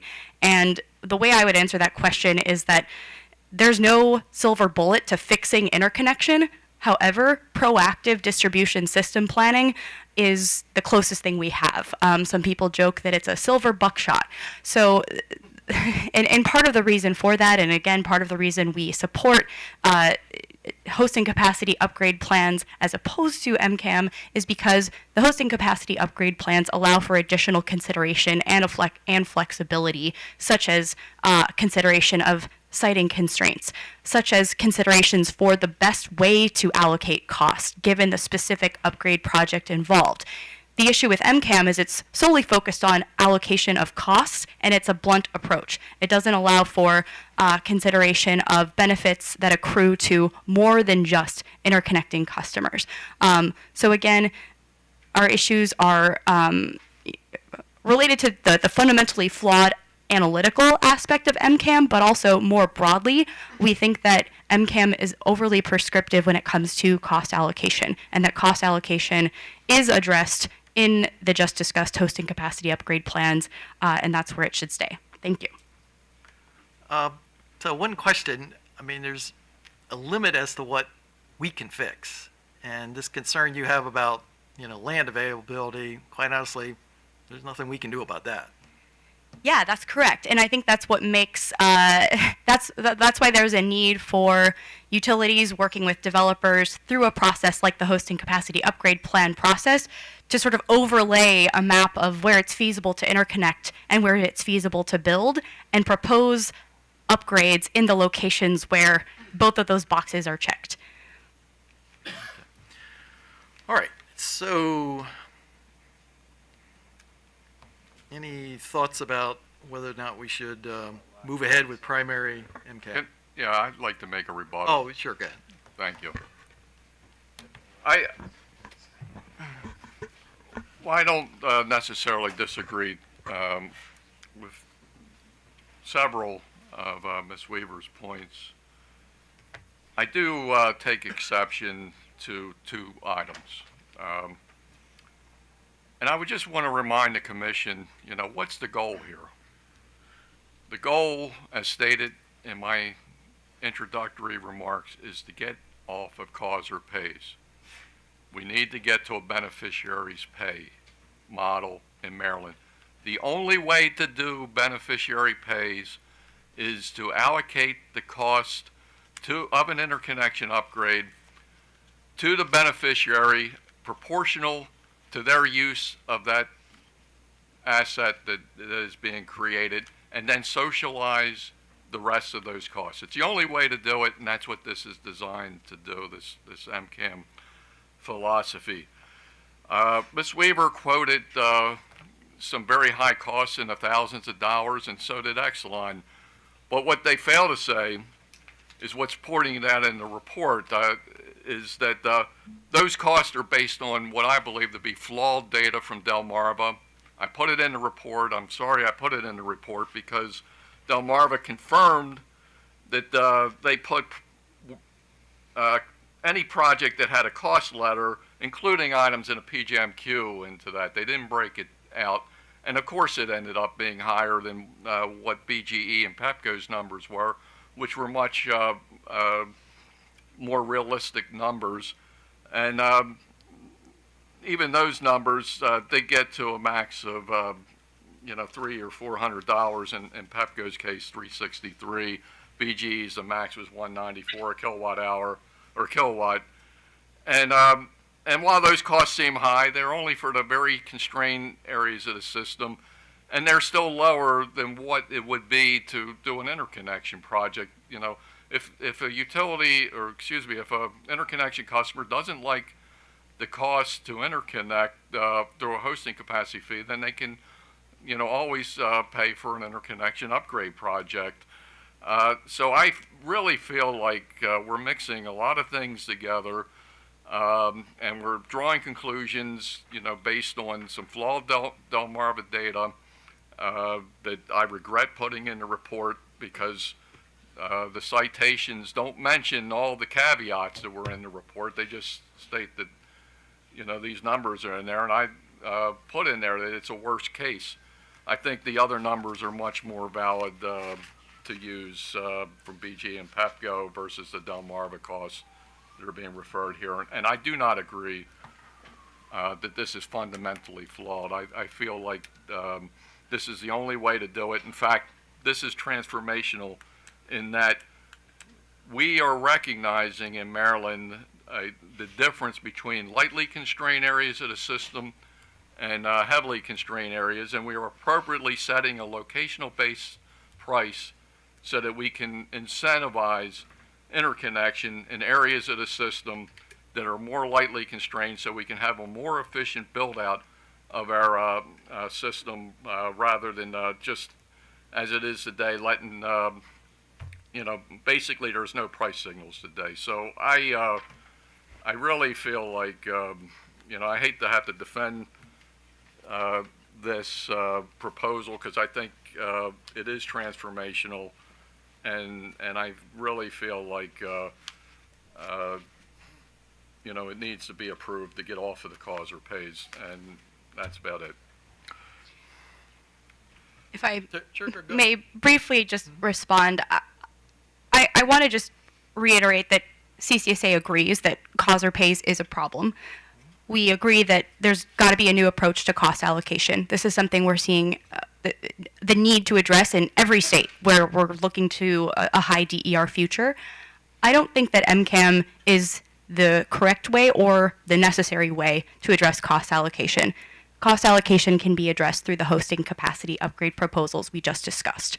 I think that's more appropriate. I also, want to point out the challenges we've had developing the example MCAM fee calculations. I think highlights our concern with the integrity of those numbers. It's hard enough to come up with an example that doesn't give me a lot of confidence that the price we ultimately see is going to be the correct fee. And I think that's just another reason why cost allocation is better addressed on a project-specific basis through something like the hosting capacity upgrade plans, not through a statewide approach like this one. Okay, so any thoughts as to how to proceed? Yeah, Mr. Chair. Go ahead. Okay, Commissioner Sutton. so I guess and not being steeped in the data. I know folks have been working on this for a while. I guess the concern I have just from looking at this is to make sure that and Mr. Bukowski, I completely agree with you. Beneficiaries should pay, and also beneficiaries should be on some level sort of driving this process, because the whole point of this is to have a system where we all benefit, and adding DERs to the system can have all kinds of benefits, and I'd like to make sure that those benefits are reflected in any cost that we're doing in this. And so I guess I just would like to have this clarify that benefits to the system can or costs to the system can go beyond just the capacity sharing or the allocation. There could be other sort of beneficiaries that are benefiting from the system should be sharing some of the costs. Maybe if we have a little bit more flexibility in how we determine costs, maybe that will make it a little bit easier for Miss Weaver, is it Miss Weaver, to accept what we're proposing here.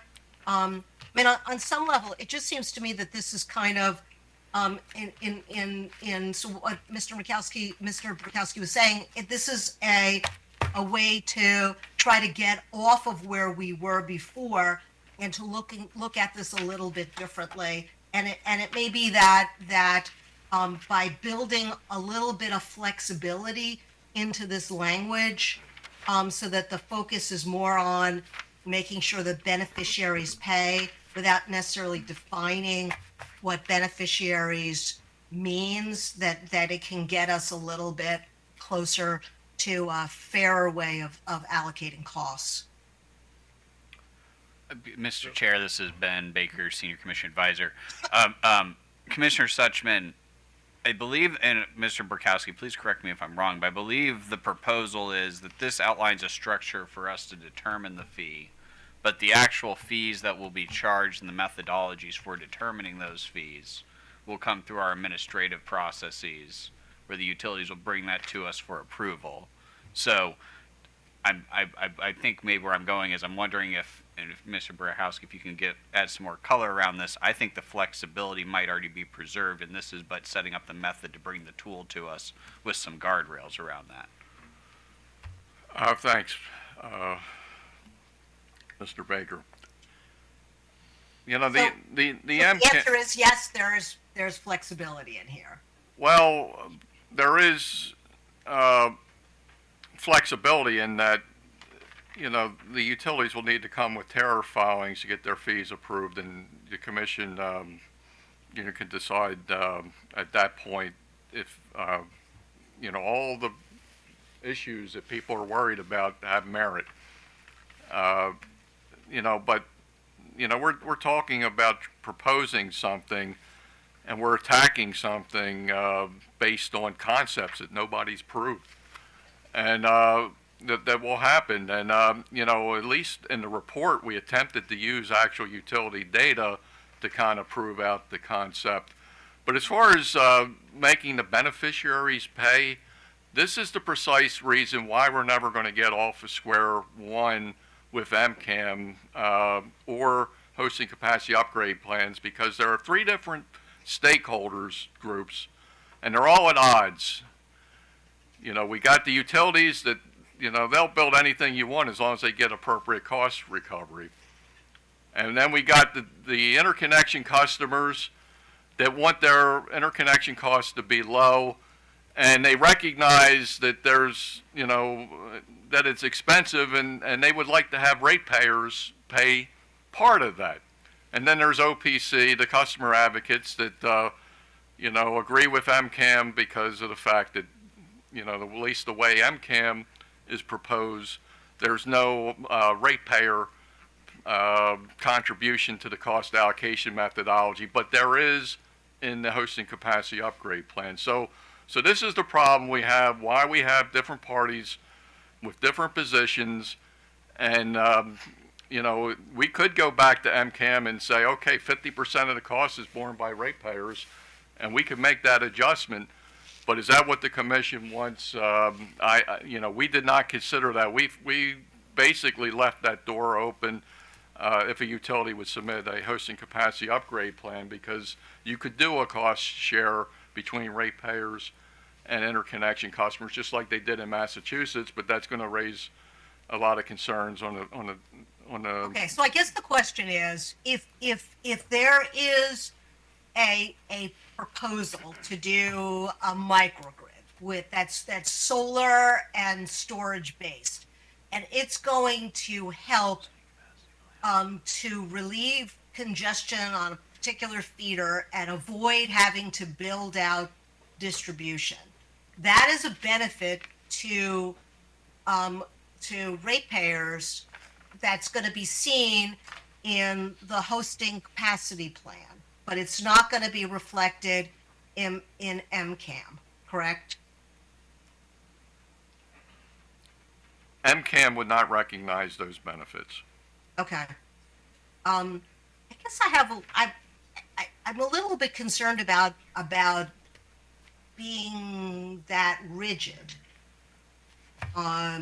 because we want, it seems to me, proposals that can avoid having to build out more wires. I mean, that's why we talk about non-wire solutions, and we want to have those proposals come to us. And so we don't want anything that could discourage those proposals, it seems to me. Something right in here that basically says commission may modify the fee subject to specific costing or benefits. It's already, the flexibility is already there. Yeah, we were having a sidebar. There already is language in COMAR proposal to allow for some flexibility, because we did not put specific equations and things of that nature. The wording is more or less along the line of a commission approved, whatever. I don't have the wording in front of me, but we purposely, it's very hard. I just want to say it's very hard getting agreement, and we purposely worded. Don't I know it? No, we worded some of this to try to attempt to get agreement and to try to leave flexibility. So it's a very delicate matter of the way these are written. So if we start messing around with one part, we're going to be messing around with other parts. No, and John, as long as you think that there's flexibility in there for us, I'm okay with that. I mean, I'm okay with getting proposals and balancing the equities. I just want to make sure that we can balance equities. So I just don't want to be constrained. Yeah, I'm trying to find the exact And I don't wording. want the industry to feel like they are constrained in what they can put out and propose to us. So, Commissioner, and I guess Mr. Borkowski and everyone else in this room, under number 3 of the language we're looking at, so this would be R3. Well, I guess we'll start with R1. There it says the utility shall submit a service tariff for commission approval for primary voltage hosting capacity, cost sharing, and allocation methodology. And after that, they do give some specifics about it.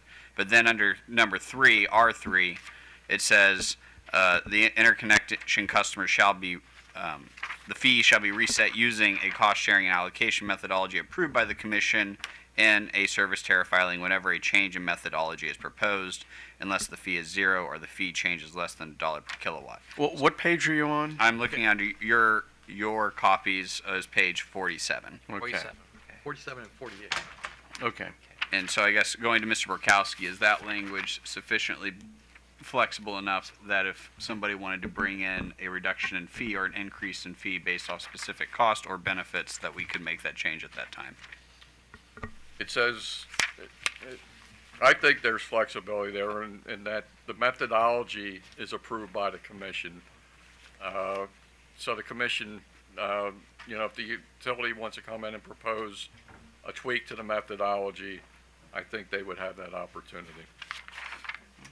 We did not put formulas. Our COMAR regulations are not designed to be prescriptive down to, the exact formulas. We get involved in very technical matters in this interconnection work group. We just passed smart inverters, and, we couldn't put every technical aspect of things like that in regulation. I think the regulations are more or less along the lines of provide direction and intent versus being prescriptive. And in this case, we have some flexibility if we were to learn later on some lessons that we don't know now because we've never implemented this. All right, let me try move it along. I'll move that we consider the primary MCAM proposal. Second. Commissioner Suchman, Aye. Commissioner Barve, Aye. Commissioner Richard, Aye. Commissioner O'Donnell. Aye. I vote aye. All right, so now I guess the question is, do we need to make, so I guess within that there are now some other alternatives to the MCAT itself, right? Yeah, we do have some alternative proposals. We have, Schmecko has some proposals around, in setting the effective date, and Potomac Edison also supports extending the implementation deadline from 12 months to 18 months. I am sympathetic to, that this will take a little bit of time to implement, but at the same point, I think if a utility cannot make 12 months, then really they have the option to request a waiver from the commission for good cause and then explain why they can't do it. So I'm not All right, really so amenable to for doing that. SMECO PE, I mean, is there anything you want to add to try and push this to 18 months? Hi, Damon Krieger on behalf of SMECO. I think what's more important is just the sequencing, and so as I think we heard from today, whenever we file a proposed tariff, it's likely to garner a lot of discussion among the stakeholder group. And so the concern is you need to file the tariff, have the discussions, and then there needs to be an effective date set based upon how long it takes to implement the changes to our systems, which could be substantial. We actually have no idea, but we'll certainly have to modify processes, IT systems, and that's going to take some time. So it's really just the sequencing of events. So right now it's a year to file the tariff, within a year. And so that's our concern. So we'd like to have, at least the language proposed by SPECO suggests that the tariff is the triggering event, in that that's certainly when the data requests are going to be submitted. We're going to work through it and hopefully come out with a better product at the end of the day of what is submitted by the utilities. And then the commission, in setting an effective date, will be based upon how long it takes to implement the changes. I'm not sure I have a response to, other than, just to remain with the proposal. And work it out when we get to the tariff filings. That's a checkpoint.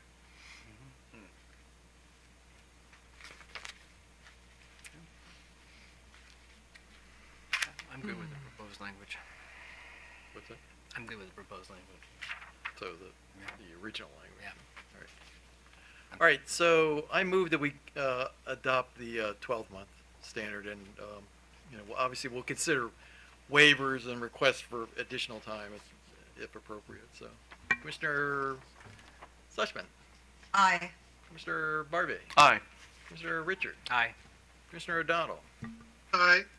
I vote aye. So we have another SMECO proposal, or is this? This is very similar, except that this is for secondary voltage cost sharing.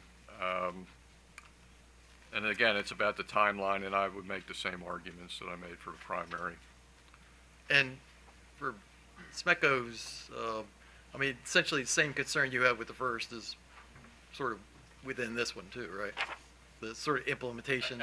Yeah, okay. There's no difference in the Yeah, rationale I behind understand. it. So I move that we stick with the proposed language in the work plan. Commissioner Sushman, Aye. Commissioner Barbie, Aye. Commissioner Richard, Aye. Commissioner O'Donnell. Aye. I vote aye. Okay, so next we have a SMECO alternative proposal for section, I guess it's paragraph 6.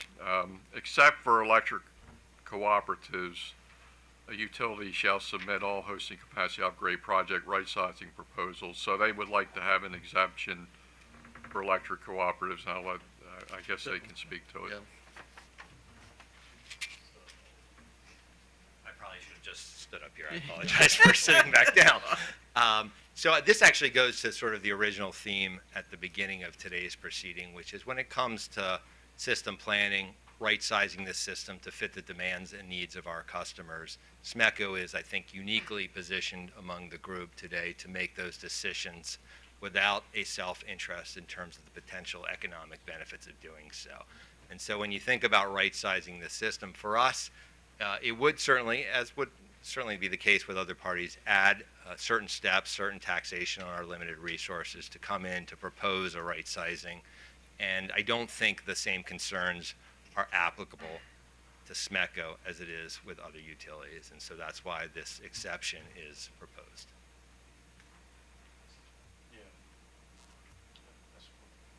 Well, actually, Mr. Burkowski, I I guess the question I have is, are they different enough from an investor in utility that we need to? I would defer to OPC on Okay. But the thing is, with this language, doesn't require that they do a hosting capacity upgrade. It just says that you're going to submit it if you do it.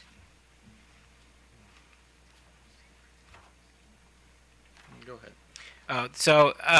We Although I take out the for approval part, because that's the same issue as before. Isn't the whole point of this to be able to give developers the ability to look at utility systems and decide where they'd like to deploy resources?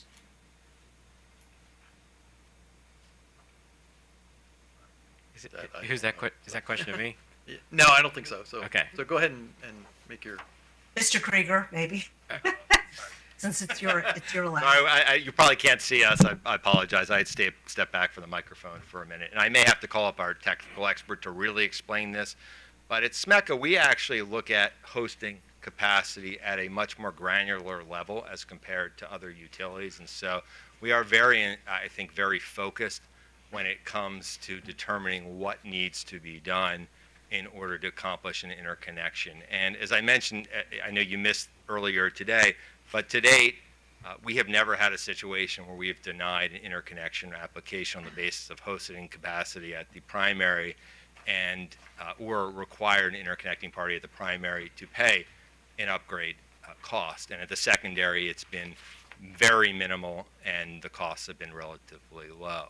And so this really is probably a future application for us, but I think the same rationale applies to the extent that we do have a situation where there's an opportunity to address hosting capacity on a scale beyond the limited sort of interconnection, then SMECO's in a unique position to make that assessment based upon the interests of its customer members at large, without sort of the additional economic incentive that may come into play with others. Yeah, okay, so there are a couple of different issues I have with this language, and this is again this issue of like too many words in one provision. So I'm looking at the original proposal, and so again, it assumes that there's a commission administrative docket. I guess it's the administrative docket. So you're going to have to create an administrative docket, and you're going to have to seek approval for all hosting capacity upgrade project right sizing proposals. Is that what we're proposing? So are we proposing that anytime you do a right sizing proposal, and I guess I don't really know when that happens, but you have to. So we have to create a docket, and we have to approve the proposals. And I guess, well, now I'm like completely confused because where does it go? Can I address that? Please. Yeah, actually, I think when the discussion about the administrative docket essentially is the administrative meetings that we hold every week. Right. So that's Right. that's where this would happen if it happens. It's a buck sheet. Yeah. But are we approving it or we're just noticing it? I'd be more comfortable if you just notice it. I'm not really. Yeah, I mean, again, it goes to this question about what's our responsibility. This was a item of significant debate. The utilities don't believe that they should have to submit anything for approval. The reason why this was proposed is because of other stakeholders, particularly OPC, who really is wary of utilities right sizing. They want to basically look at all the assumptions, the forecast, and things of that nature. The utilities generally feel like, they plan their systems and they should be able to just plan them without having to submit these items in the administrative docket. I have to say, But John, the level of work that we would have to do and staff in looking at each one of these proposals and making a decision about whether it's right or not and to what effect, because it keeps changing and it's not in a proceeding, it's just sitting by itself. I'm not really understanding what the point of this is. well, the point is to try to get consensus, and you're, perfectly. The commission can make its own decision whether they think it's reasonable or not, and it will create a lot of workload. Basically, it's one of those items that can be taken out if the commission elects. I don't have an axe to grind personally as a work group leader. I just would note that it was an item of significant debate, and in the end, it was put in because of other stakeholders, but the utilities do not agree with it. Okay, so OPC, two things. One, so I heard his concern about your concern regarding, somebody taking a look at these plans. So does that concern extend to all the utilities, including SMECO and or just the investor owns? So I think that the concern about right sizing would would apply to all utilities. And just to put things into perspective, I think that under the MCAM, the idea is for the fees for the upgrades to be paid for by interconnecting customers. So that's the intent. But I think things will, that will be less difficult. I mean, that will be less straightforward and would be difficult if the unallocated costs that are in the bucket that are being used to set the fees that interconnecting customers will pay is too high. So if the utility comes in and let's say they propose the project that was approved in Massachusetts, $119 million, I believe, is what it costs. Imagine what impact that would have on the unallocated costs that would be in the numerator of the the formula used to calculate the MCAM fee for other customers. So I think when it comes to the utility's decision to make an upgrade based on need, which is what MCAM is covering, that should go according to normal utility processes. When it gets to the point where the utility is using forecasts to really make a much more expensive upgrade than is absolutely necessary to interconnect that customer, we believe that it would be helpful for the commission to have an opportunity to weigh in and to get input from stakeholders such as OPC and technical staff as to whether the utilities proposal makes sense and whether it should be modified. So we do think that it's very important. But Mr. Elflander, will that come? This is really just a process thing. Is that going to come when they're asking for changes to the MCAM? I'm just worried about I'm worried about us just getting overloaded with stuff, and I'd rather have it just be one process rather than have the MCAM process and then also the right sizing process. I don't want two processes. Mr. Chairman, before we get too much further, I would like, and maybe it was answered by OPC, but I never heard what their position with respect to the SMECO language, except for electric co-op. At the very beginning, he said he wanted to apply to all of them. So.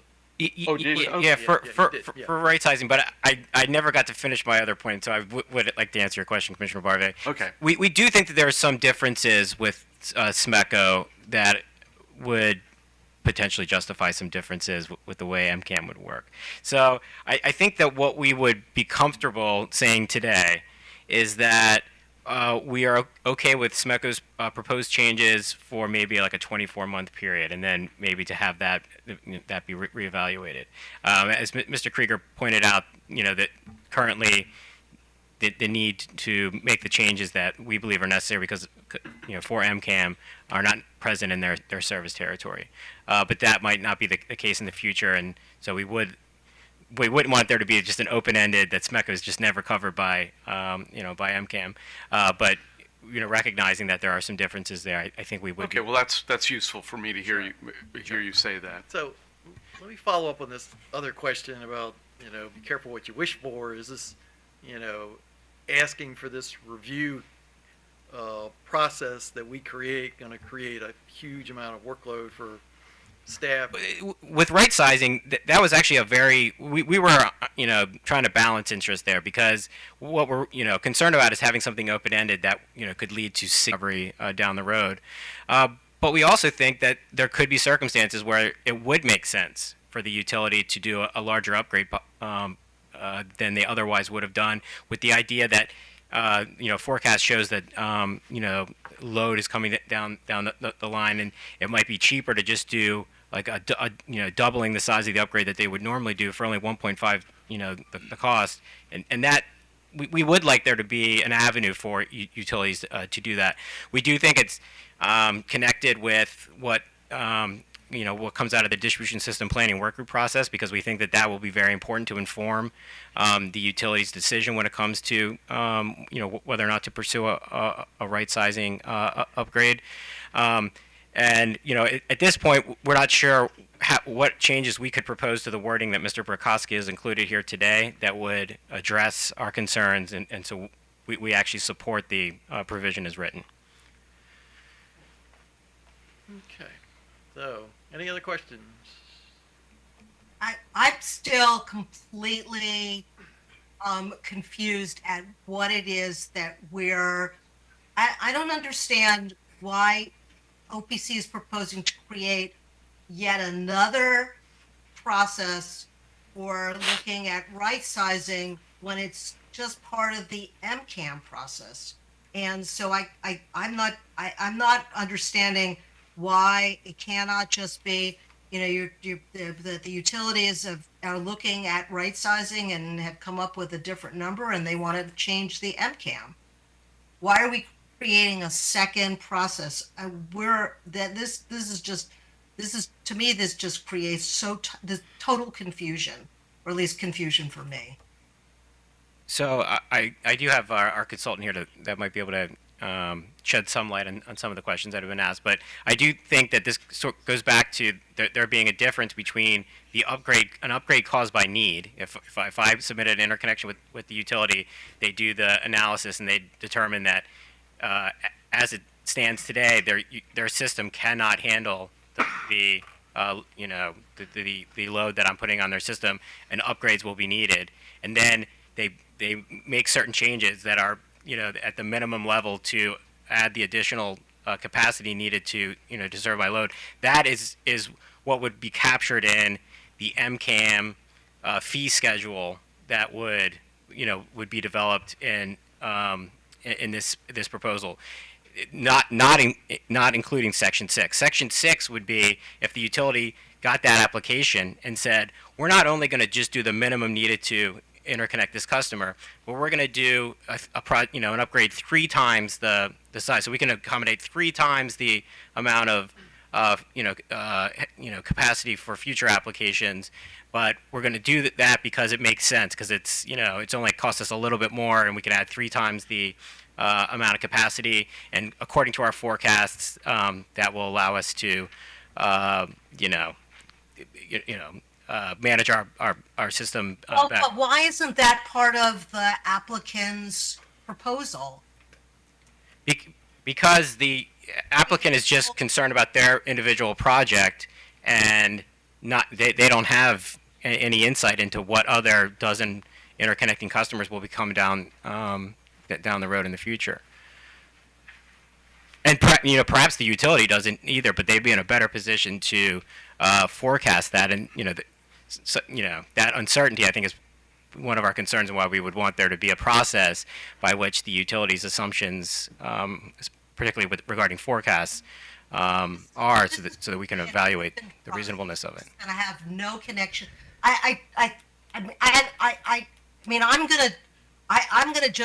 I'm gonna support getting rid of this whole thing completely. I don't understand why it's there. I think it's a recipe for confusion, and I mean, we don't have a separate utility planning process for planning their system. I mean, it's all part of something else, and I just feel like we're creating way more work for us without any understanding of why it's there. Well, let me just be clear, Bonnie, you want to completely eliminate item 6? I don't understand why you need utilities will do right sizing. So you want to get rid of item 6? Yes. Yeah, the whole thing. Okay, yeah, I was just wanting to make sure I understood what you were saying. Right. Could I perhaps explain a little bit more? Eli Asher with OPC, ASHER. The rationale behind rights, and actually, maybe to take a step back before I get into the rationale, I want to clarify that right sizing would occur within the MCAM process. Right sizing is not creating a distinct step. Right sizing would only be triggered when a hosting capacity upgrade is triggered, and the utility deems that it's appropriate to right size the upgrade. And so it all fits within the same MCAM process and the same application or tariff filing that the utility would be submitting when seeking approval to perform the upgrade.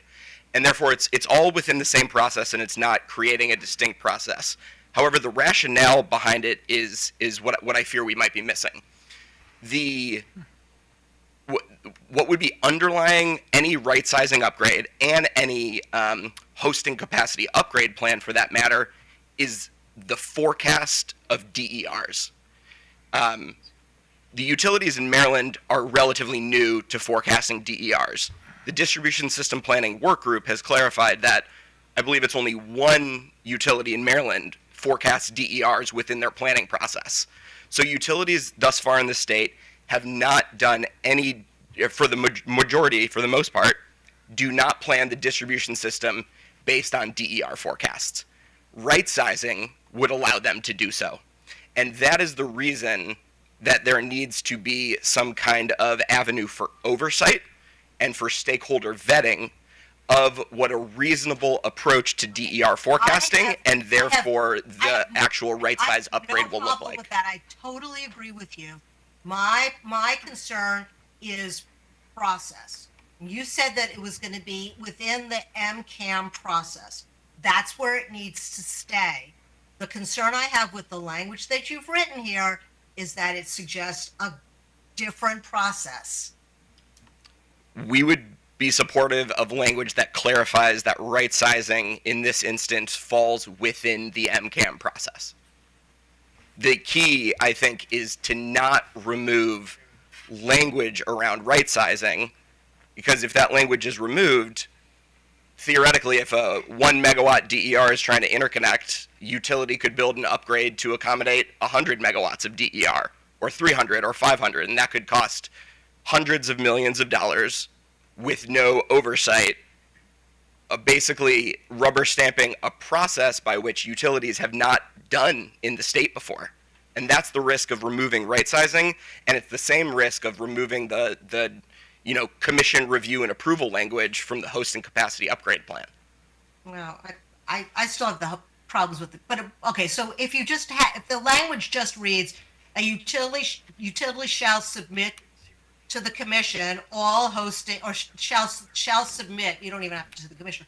All hosting capacity upgrade project right sizing proposals. Period. And I guess I would just argue that because this is falling under the MCAM specific section, that it refers only to MCAM. However, we would be supportive of language within number 6 that perhaps uses the word MCAM just to be, very blunt and clear that right sizing is referring to under the MCAM process. Well, that's where it is. I mean, you can put MCAM in. That's okay. But that makes it clearer, and it makes it clear that it's not going to be in some other administrative docket. And then I guess, Mr. Krieger, would you be okay with submitting, if you've done a right sizing proposal, because it's not requiring that you do it, it's just saying that if you've done it, you have to submit it to the commission. Yeah, so let me just step back. I apologize for 1 second just to address your sort of earlier point about striking it all together, which is, I think that there's some confounding here between the objective with MCAM and cost recovery as a whole. Rate cases are to address the specific examples that I think OPC just provided about a utility acting in an imprudent way to oversize a build to support an interconnection. That could very well be imprudent, and they'd be denied cost recovery. That's how you would address it. And so I certainly agree with you that in the first instance, this provision seems out of place relative to what we're trying to accomplish in the context of the MCAM. That was not my issue. My issue was that as drafted, it seemed to create another proceeding. Yeah. That was my concern. Okay. Well, I apologize for misinterpreting that. Then I still do think that with SMECO, at least the opportunity to remove SMECO from the right sizing consideration, to the extent that there's going to be any sort of additional introspection into whether or not the sort of the right sizing is being done to accomplish, I don't want to call it ulterior motives, but other financial economic incentives, it still doesn't exist in that context. And so at least within a cooperative. Krieger, if you've done a right sizing proposal, do you have a problem submitting it? No problem with submitting it, as long as it's not sort of subject to the what could be administratively complex processes, like obviously the data cross process coming before the admin, which it sounded like those were some of your earlier concerns as well. So in terms of just filing it for purposes of noticing it, no, we wouldn't have an issue with that. That's right. So if the language just reads, a utility shall submit all hosting capacity upgrade project right sizing proposals, period. I think the proposal is maybe the part that could be of concern. I mean, right-sizing projects may be the better way to sort of approach that. A proposal sounds like it is subject to consideration and approval, but All right, I would only pause on that word. okay. So, Is that language used before project, right-sizing project? So just so OPC can be, we would just rather strike all right sizing and just utilities cannot right size without filing a separate procedure if because what we're concerned about could only be addressed if the commission could modify or deny a particular right sizing application. So if we're just requiring utilities to file notice that they're going to do it, that doesn't accomplish any of the things that we're concerned about. It actually makes it even worse. yep, I understand that. So, Mr. Burkowski. Yeah, I really would recommend against OPC's proposal that they just said that they would be against all right-sizing proposals. I mean, the reason why you want to right-size is so that you can get the appropriate size capacity upgrade performed and not perform it, and then a year later have to come out and upgrade it again because you didn't right-size it in anticipation of additional DERs. This is what MCAM allows you to do because you're now a beneficiary's pay model.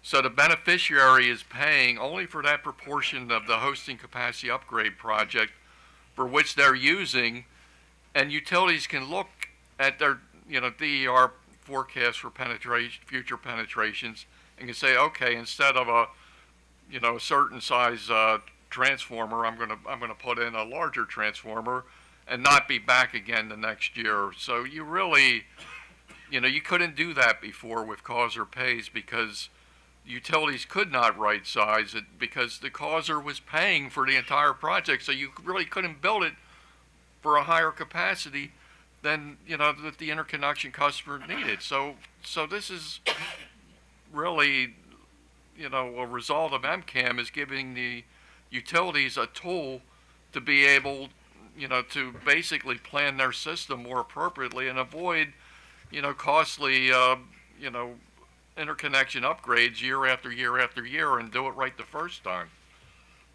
So regarding, having to look at this in the administrative docket, I mean, I leave that up to the commission, but, there are a lot of things that utilities do that don't have to come to an administrative docket. And, this could be looked at in a rate case. It basically, I think it's creating more problems than it's worth. I really feel utilities should be able to right size, and there needs to be a review, whether it's appropriate in the administrative docket or a rate case. That can be debated, but it's not like there will never be a review of these right sizing proposals because one way or another in a rate case or in the administrative docket, it's going to be done. Okay, can I just have one, so I just looked at the definition of right sizing and it just uses the word right sizing. So can we just take out, can we just have it read upgrade project right sizing, period? So then we don't have to worry about whether it's a project or a proposal. Commissioner Suchman, real quick, which item number is that in the definition utility section? shall submit all hosting capacity upgrade project right sizing, period. Oh, this is your proposal for alternative language on number 6? Yeah. Okay, give me 1 second. Right. Okay, so you're... I'm just trying to be consistent. Well, before we do that, Chair, I think we have a couple options here. I think the first level question is, do you, the commissioners, want the utilities to be submitting projects to you baseline whether we approve it or not? If you do not, number 6 just needs to come out. If you want it to be submitted, then the next question is, do you want to have language in there about review or not? And then we get to the exception that has been requested by SMECO. I would say one option here is a lot of what OPC is looking to do, frankly, really probably should be run through our distribution system planning work group. So I appreciate where they're coming from, but I think this review of forecasting methodologies, inputs, assumptions, the fact that they're saying our utilities haven't forecasted DER before, that is all problems related to what the DSP is currently working on. So in that regard, I think the most we might want to do here is notice in the regulations, and then if we, the commission, want to take it up after receiving the notice, we so can. That doesn't go as far as OPC would like, but if that would maybe be a middle ground that gets it in front of you for decision at a later date, OPC can petition us at that time. But at the end of this, we're already going to submit a verbal order telling the work group to go out and do phase 6. And as part of that phase 6 recommendation, instead of sending this item to interconnection, we send this item to DSP. So let me do this. I mean, instead of kind of forcing people to kind of decide on the fly, including us, given the fact that we're going to be coming back another day to do this, can we, charge Mr. Burkowski and you and OPC and the other stakeholders to sort of get together and maybe craft some solution to this? I mean, I think the idea of having this examined within the distribution planning work group makes a lot of sense. I mean, part of the reason why we've expanded the participation in that was a way to, make sure that these things get done. But I don't want to force OPC to sort of say today, yeah, we can agree to that. We've done this before in other work groups where the commission says this is what we'd like you to go work on, bring it back to us, and since we're coming back, I think that's a very prudent path. Okay, so we'll do that. So, Mr. Chairman? Yes, sir. Just to lay down a marker in that discussion when they go have it, is to say, I felt sitting here, this is one more run, one more incursion that OPC, with all due respect, is trying to make at forcing the commission to be prescriptive in its forcing the utilities to be submitting plans for their distribution system improvements that they're planning that we approve. And I am very strongly opposed to that. I just wanted to put that on the table. I think Ben Baker, Mr. Baker, got it, hit it on the head. And I've been sitting here thinking that for a while now. Okay. It feels like another run at getting what they couldn't get in the first place, which is a prescriptive distribution planning process. Well, we'll see what they come up with when they talk to each other. So actually, let me ask this: do you need a break? I do. Okay. So why don't we take? How much time do you need? 10 minutes? 5 minutes. 10 minutes. Well, actually, so why don't we take a break till 4 o'clock?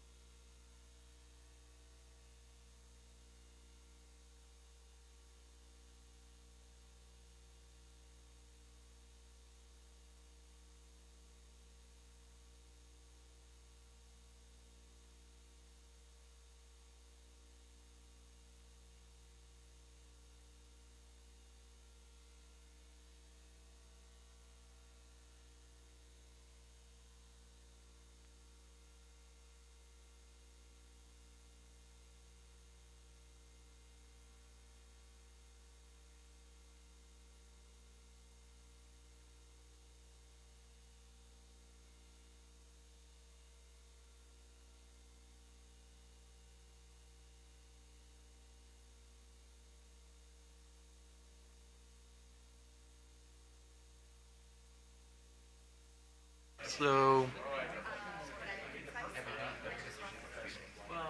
hey. Yeah. Okay, Mr. Workowski, where are we? What's the next item? Okay, since we're going to take the right sizing item offline, Right. we're at the CCSA alternative proposal requesting cost caps of $100 per kilowatt, and I would just offer that in the MCAM proposal, the utilities bring that cost cap issue forward in their tariff filing, so we're not defining them in regulation. We're leaving the flexibility depending on what the actual MCAM fees look like for discussion and debate about the cost cap when the tariff filings are submitted. So I guess it's up to I guess CCSA, per our protocols, should be able to state their position. Well, actually, let me ask a question before they speak. Is it traditional or unusual for us to actually have a specific dollar number in regulations? I know of one, and it was a bad idea. Okay, all right. I don't want to, I just want to give you some context for what we normally do here. But go ahead and state why you think we ought to do it. So. Sure, I appreciate that. I know of another one, and it was a good idea. No, That's fine. I apologize. It's late in the day. So I'm Samantha Weaver with CCSA. First, I think I should make the case for why we think there should be a cap in the first place. And that's because, as I've stated before, absent a cap, community solar development will look the same as it does today under cause or pays, which is that high costs will prevent projects from moving forward. This is because community solar projects have thin cost margins relative to, say, utility scale projects. And to remain financially viable, we typically find that total interconnection costs have to be below about $300 per kilowatt. That said, we recommend following precedent established in Massachusetts for this type of proposal, where they established in writing, in regulation, $500 per kilowatt. So to answer your question, I am aware of one other example of this, and the number they landed on was $500 per kW. Again, that's the total cost to interconnect that through a bunch of stakeholder and regulatory venue discussions, they landed on that number. Again, we in the industry would prefer 300. In addition, as Mr. Borkowski stated, the draft regulations as written propose that there be a cost cap. However, they leave it up to utilities to propose one. We recommend instead that the commission should determine that cap. Well, actually, on that issue, though, I mean, if they propose it, it's not like it's going to go into effect without us agreeing to it. So we will, in fact, set it. So. Okay, maybe that gets back to the process for reviewing these proposals, but point taken. And then finally, just to provide additional color as to why we landed at a $100 per kW recommendation. This is because that's the value that we believe would result in a cost to interconnecting customers of around that $500 per kW in total. Again, trying to keep costs reasonable so that solar projects can continue to move forward. Ultimately, upgrades that exceed that level, we believe, should undergo additional consideration for cost allocation, including an assessment of the benefits provided by major upgrades and the parties to whom those benefits accrue. In other words, once upgrades get larger than that and the costs get larger than about $500 per kW, we think that warrants further consideration about whether some of the costs should be shared by customers, by ratepayers, because some of the benefits accrue to them as well. And that relies on, sort of the Massachusetts example and the principles there. All right, and just so I'm straight, the utilities didn't want any cost cap, correct? I'm only I'm not sure all the utilities weighed in. I know PE in particular was against it, but I can't honestly recall if others were against it in their proposals. Do you remember, Mr.? Smeco wanted the option of doing it. PE was against it. I don't remember the Exelon Utilities weighing in on the cost cap. Mr. Seegers, I hate to put you on the spot, but do you have an opinion or know of an opinion?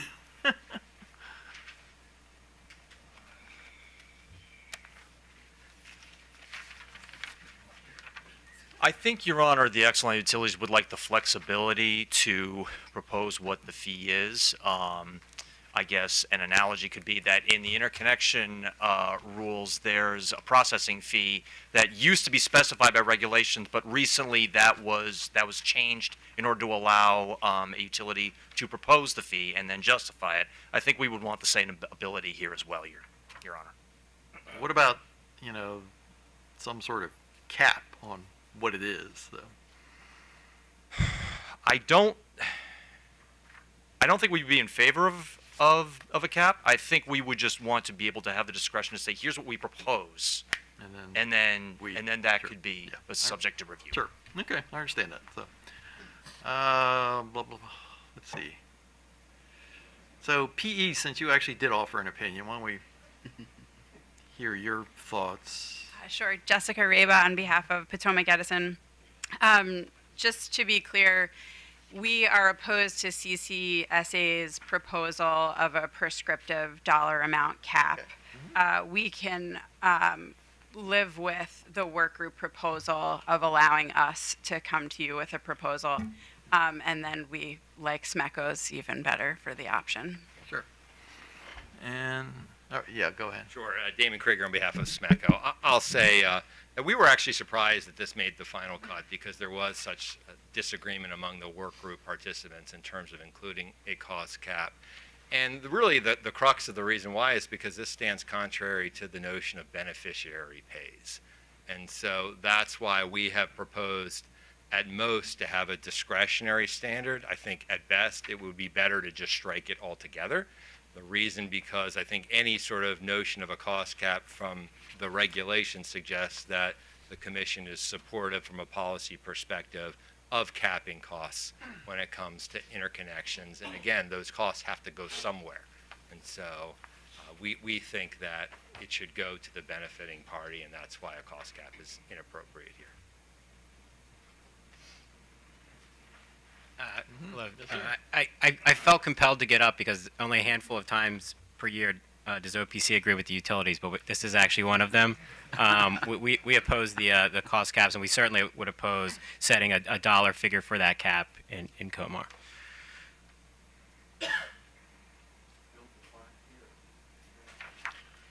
Thank you. If I could address one of the comments earlier from Smeco in particular. This is Samantha Weaver with CCSA. There is some nuance to what we're proposing here that I wanted to reiterate. We are proposing that costs be allocated to beneficiaries. We're also proposing that some of those beneficiaries might be more than just interconnecting customers.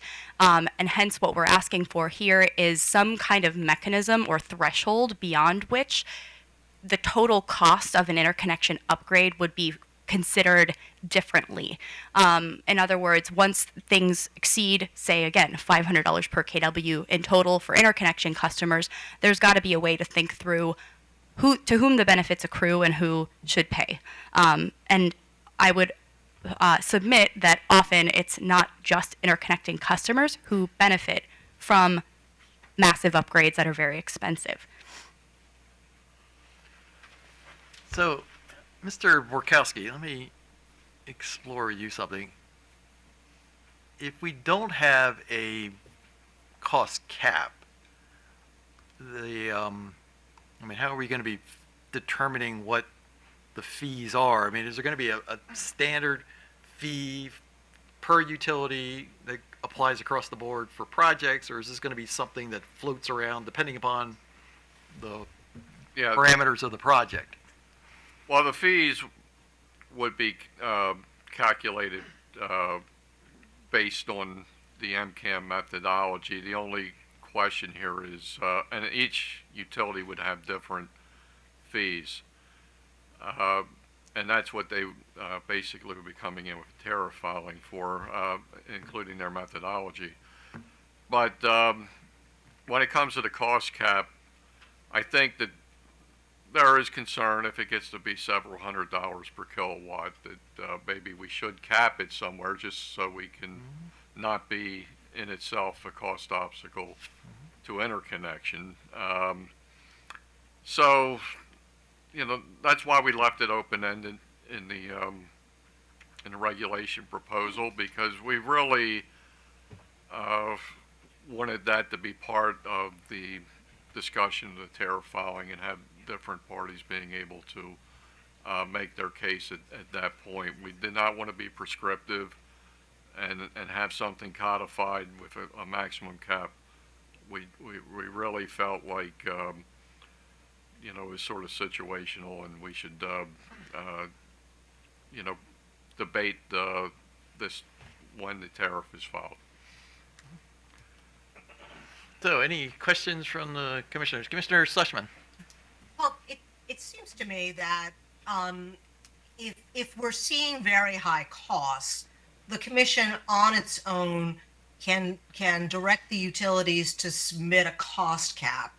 And so I'm not seeing the, and I also worry that directing them to do something that may not be necessary will sort of involve sort of more resources and may prove unnecessary.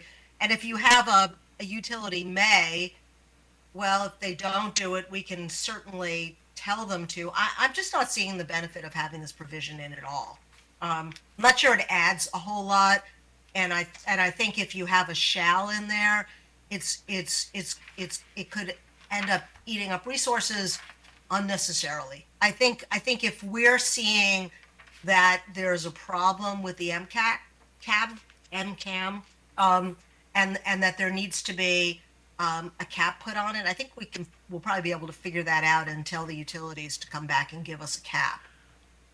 But I guess playing devil's advocate with that concept, though, I mean, is there going to be a problem with, you know, the time frame between, you know, we find out about the problem, fix the problem, and, you know, is that going to impede connection to these projects as opposed to us just sort of doing something right at the get-go? But I think we can do that without, I mean, I suppose it's not like I'm not going to fall on my sword over this one. This one doesn't. I'm just sort of thinking that we don't really need it. And then if we change it from shall to may, then I really don't understand the point of having this provision. Well, I understand the second part, but so Yeah, I mean, right now we don't have any of this. Right, I Okay, understand. so it's not impeding anything because that we know of. And so if a utility comes in with a tariff filing and you're not happy with it, Yeah. and you send them back to the drawing board, it's not going to change anything. You know, it's just going to delay the implementation, and we'll still be under cause or pays Yeah. for that particular utility. I understand. So, Ms. Weaver. Yes, and I think John Borkowski may have just made my point. I do have just a clarifying question, and you may have also answered it, John, which is what would be the mechanism by which the commission would be alerted to the fact that MCAM fees were too high or were inhibiting project development, or what's sort of the trigger for, say, stakeholders to raise concerns with the fees? Well, it does say in the regulation that that's a tariff filing, and all tariff filings are publicly filed, and they're considered in the administrative docket, and stakeholders can weigh in the administrative docket. So that's the mechanism. It's any tariff filing has to be, you know, heard within the administrative docket. 30 days. And a 30, Mike Dean, our staff counsel, says that there needs to be a 30-day notice before implementation of the Well, tariff. and John, there wouldn't be a cap in the tariff filing. There just would be a number, right? Unless you. Well, We don't do this. we were proposing that if there were a cap proposed. But I it'd think be what the she's tariff saying file. is if we don't have this, the tariff filing would just have a number. It wouldn't be some cap on it. So, but anyway, let me do this. I'm going to move that we adopt the language proposed in the work group report that the utilities shall submit a cost cap proposal. So, Commissioner Sushman, Aye. Commissioner Barbe, Aye. Commissioner Richard, Aye. Commissioner O'Donnell. Aye. I vote aye. Okay, so we're done with MCAM because I think we also addressed the Schmecko. Right.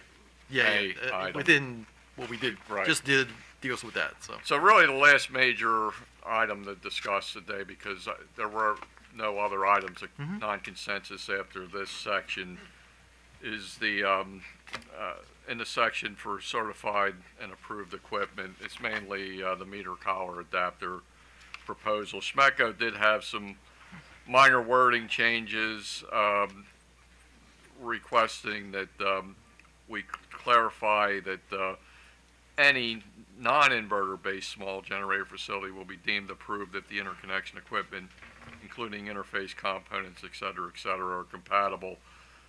I am not understanding why we would be restricting it just to non-inverter based, because whether you're inverter or inverter based, you want to have all your equipment compatible. So I personally am recommending not inserting that language, but Schmecko, per the protocols, has 3 minutes to rebut that, I guess. Mr. Krieger. I think he's consulting with this guy, so.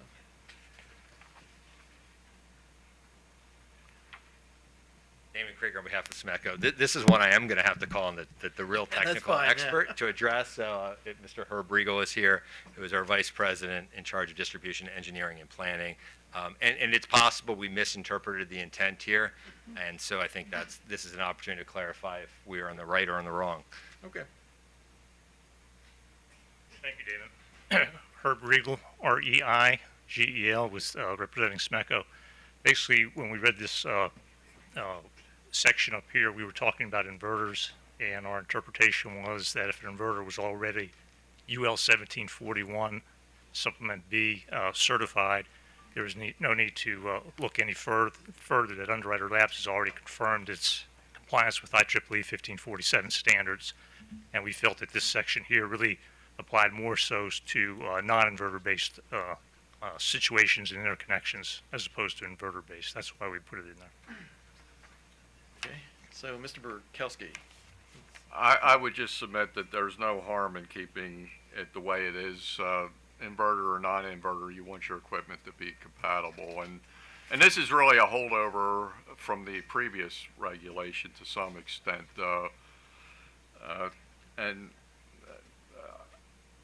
I think when a utility does a witness test of the equipment, we should be giving them the flexibility regardless if it's inverter or non-inverter based.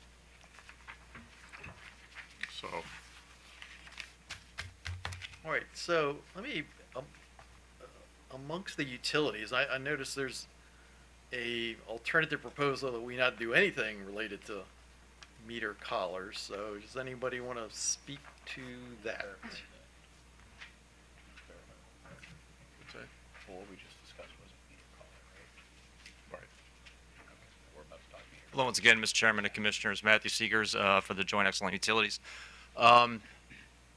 Ben, do you have the BGE proposed language? Yes. Give me 1 second. Yeah. In as part of the work group report, and I'm looking at page 101, BGE did propose some alternative language on this. And as I spoke about this morning, and I can let the BGE subject matter expert, Mr. Hoop, speak to this in greater detail, really the major change is that it would make it discretionary as opposed to mandatory, just given the specific challenges that BGE has on its specific system. The proposed language, it does retain a number of the provisions from the language that's proposed in the work group report, but that pretty much is the primary change.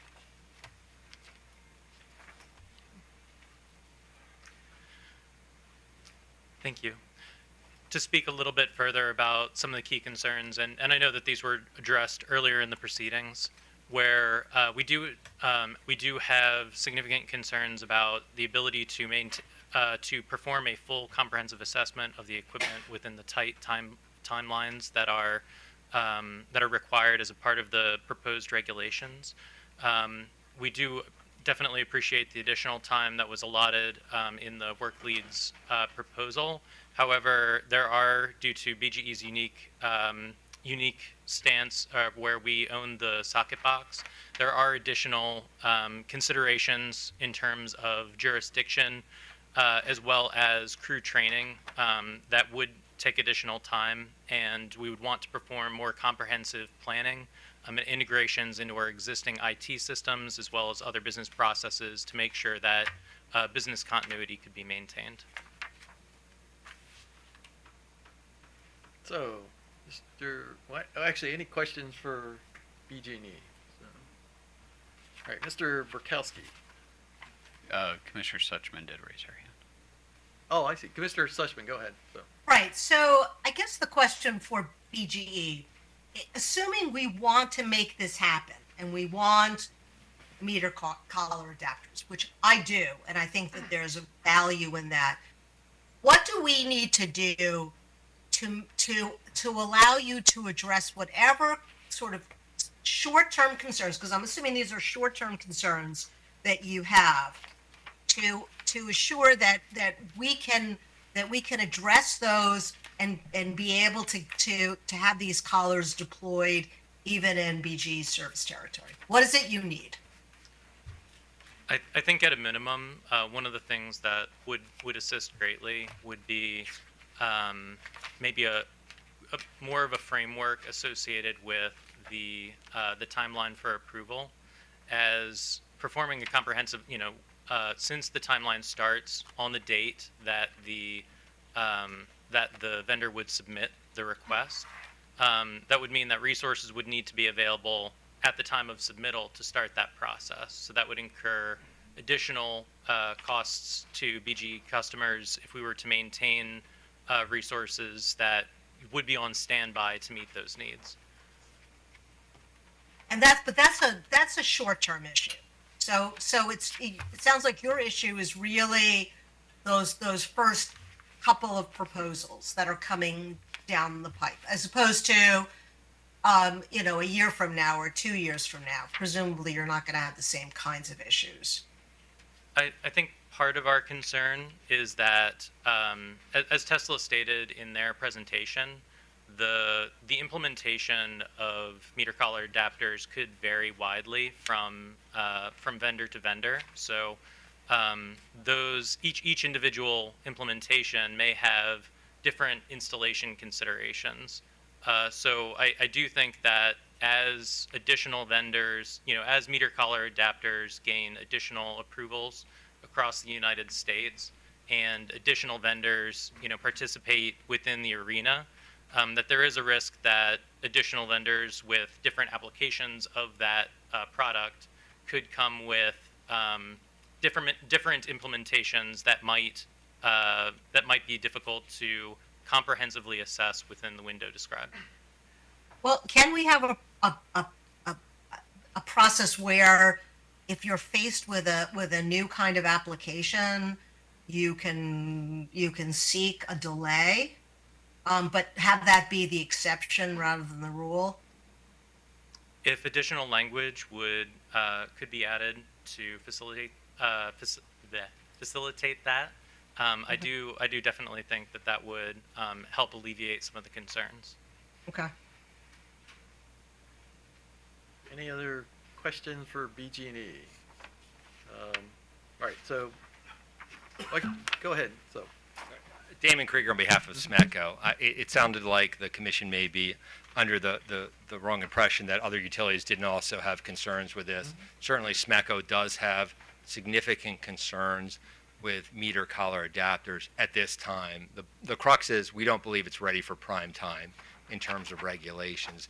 That being said, to just sort of assuage the commission's concerns about any utility, but in this case, particularly SMECO, investigating meter collar opportunities. We actually invited ConnectDR to SMECO a couple weeks ago, and they talked to our meter group to try to better understand meter collar adapters. They left the meter collar adapter for us to start to assess and understand. But that was the introduction. And to sort of put this in regulation at this time seems premature given the long list of concerns as to the appropriateness and the compatibility with operations. Certainly safety is an issue, but that's only one aspect of the concerns that we've listed. And you know, there have been references to other utilities deploying meter collar adapters. That's certainly the case, but the report mentions 40 and there's about 3,000 so utilities across the country. And so it's certainly not widely adopted as of yet. Again, we don't want to be an obstacle to the extent the technology proves out, but it's not ready to be baked into regulations quite yet. And so certainly SMECO can commit to continuing to evaluate meter collar adapters, trying it out, seeing where the sort of the compatibility issues are. But even the meter collar adapter that was presented to us by ConnectDR is not currently compatible with our system. It may get to that point in a year or two, but it isn't right now. And so I'll pause there. Again, Mr. Riegel can address the sort of the long list of technical related concerns that we have with this technology today. Again, it may be perfectly appropriate in the future, but right now there's a lot of concerns. Happy to answer any questions. I guess the question is, if the utilities feel like it's not ready for prime time, would you feel like it's ready for prime time if we did a pilot? I mean, I'm not suggesting a pilot.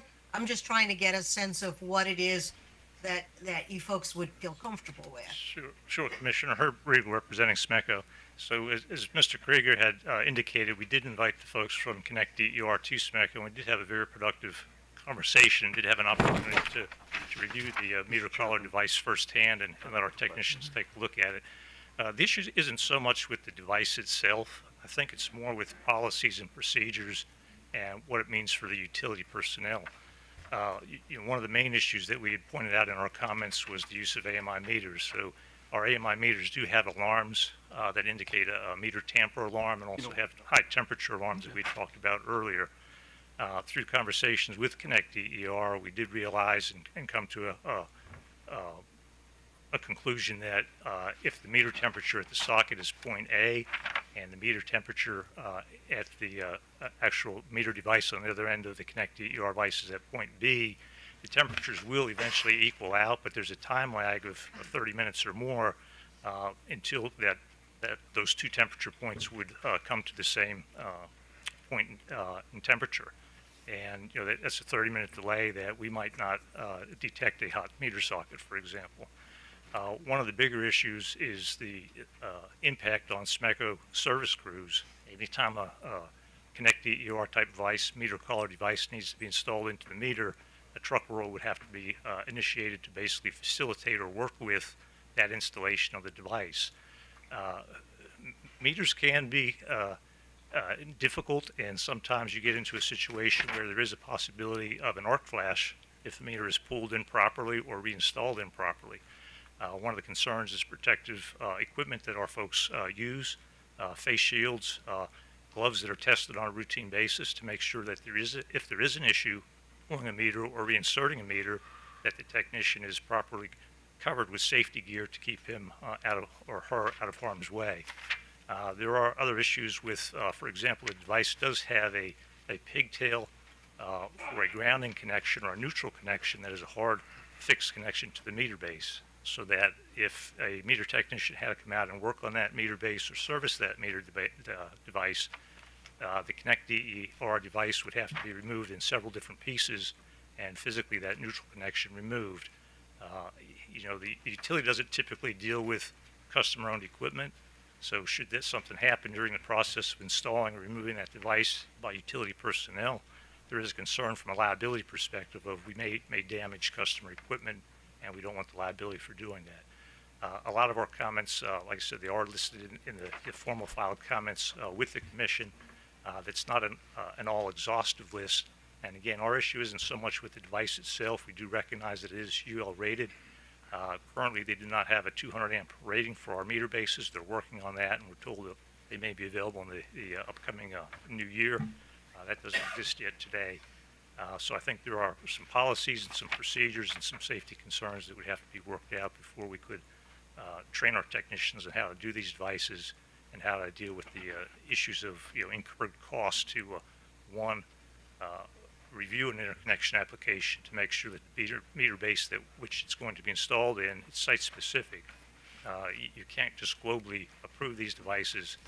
Each device has to be looked at a site specific to make sure that the meter base that's installed is capable of supporting and handling that meter color device. So again, I'm here to answer any questions, but we are working with the industry. We are reviewing the device. We just have a lot of concerns, valid concerns, that we feel are not ready to make this thing a mandate in regulation at this time. Thank you. All right, so Mr. Burkowski, taking into consideration these concerns that the utilities have about us adopting a meter collar program and comparing that with these suggestions from Tesla, Connect DR, that essentially in my mind would sort of open the availability of meter collars to sort of any and all. I mean, what's your thoughts on how we should proceed? Well, my thoughts are to approve the work group recommendation. This has been a very contentious issue. Mhm. We had three different proposals, right? We had a utility proposal from BGE, and we had a proposal from Connect DER and Tesla, who I'm calling OEMs, and we were not able to bridge those two. So I don't know that we would be successful if this were, again, kicked down the road. What I did as a work group leader, and I want to remind you all, I'm a professional engineer in the state of Maryland, and I did once have meter engineering, okay, responsibilities. Now, albeit I wasn't the direct supervisor, I was the executive responsible for it. So I'm not essentially non-sympathetic to some of the concerns that are been brought up by the utilities. However, I just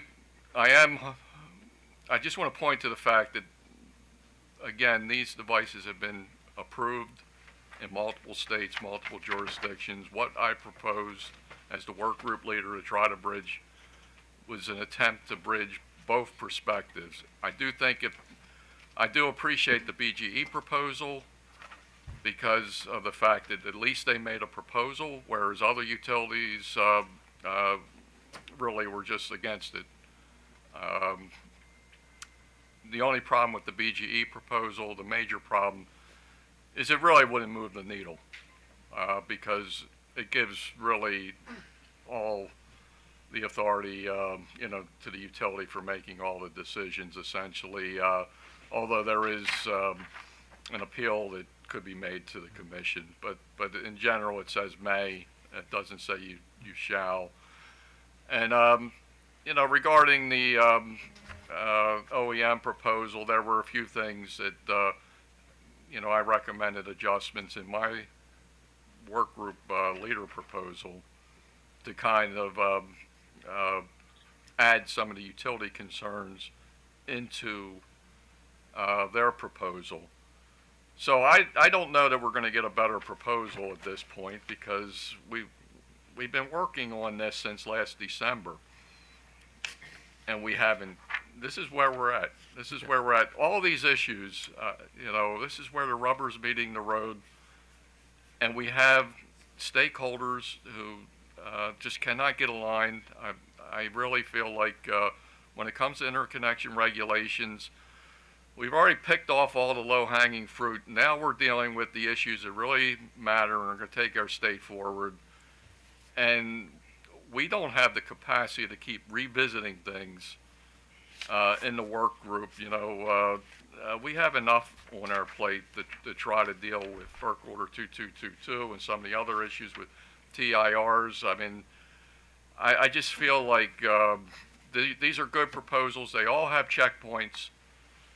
We're not going to approve an unsafe meter collar adapter model in Maryland. We have a dispute resolution process. I think, we have to stop delaying some of this and just put it in place and move forward. And yeah, there may be adjustments, but, I think that this is the future.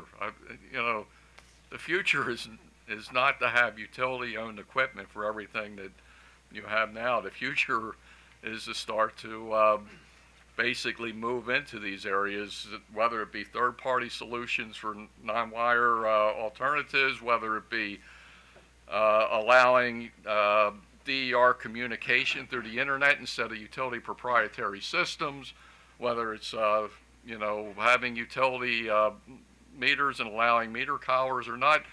I mean, we need to start thinking about the fact that where we've been in the past isn't going to get us to where we need it to be in the future. And I, again, get off my soapbox, but I really feel like this is a good proposal here. It's the best proposal that we could come up with to basically, bridge the two different stakeholders, and I just recommend the commission approve it. So, any questions? Mr. Chairman. Yes, sir. Commissioner O'Donnell. So this morning I asked a question about if these meter bases, these new AMIs were placed in non-standard locations at the request of the customer, and there were costs incurred because of that move. It went beyond the optimum siting distance. It went, it had to be put somewhere else because people were afraid of, I don't know, space beams or something. Do these collars have a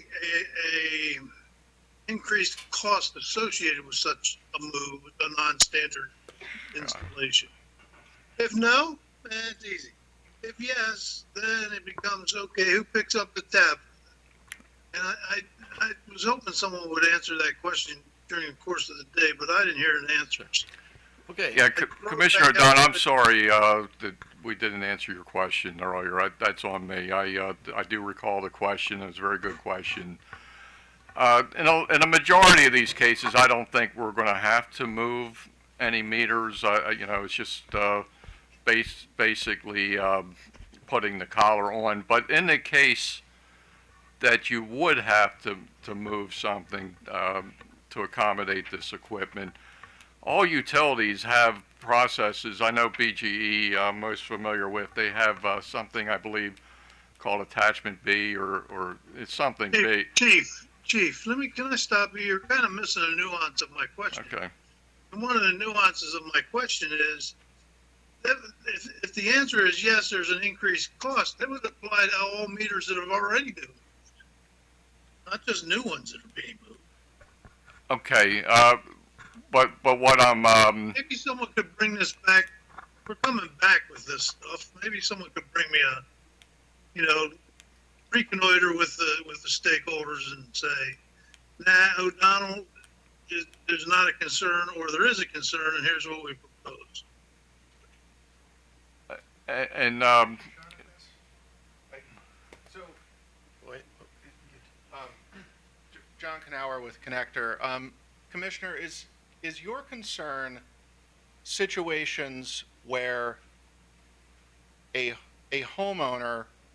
Who's speaking, please? John Knauer with Connector.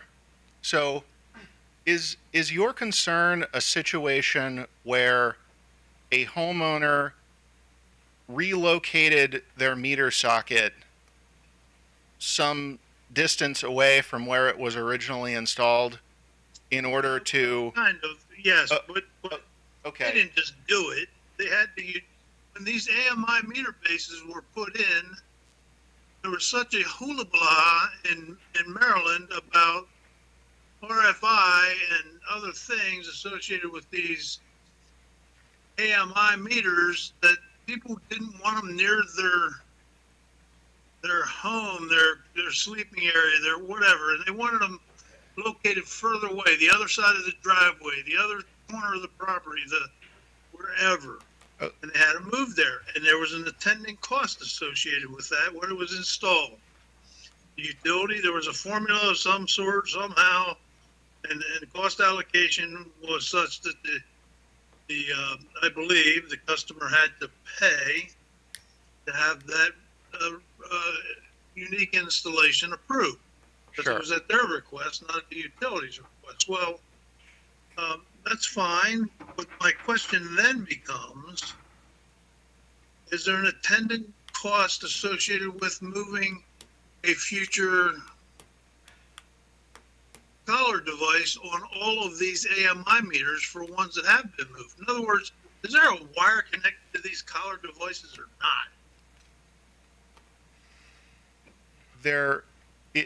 It depends based on the product. Generally speaking, there is either a data or power connection coming into the collar. But once the collar is installed, that's a permanent connection, and there isn't No, going to I'm be. talking about the infrastructure installation cost. So again, Chief Borkowski, maybe on the break between today and whenever we come back at this, someone could have a real discussion about this, not an on the fly discussion, and give me a real answer.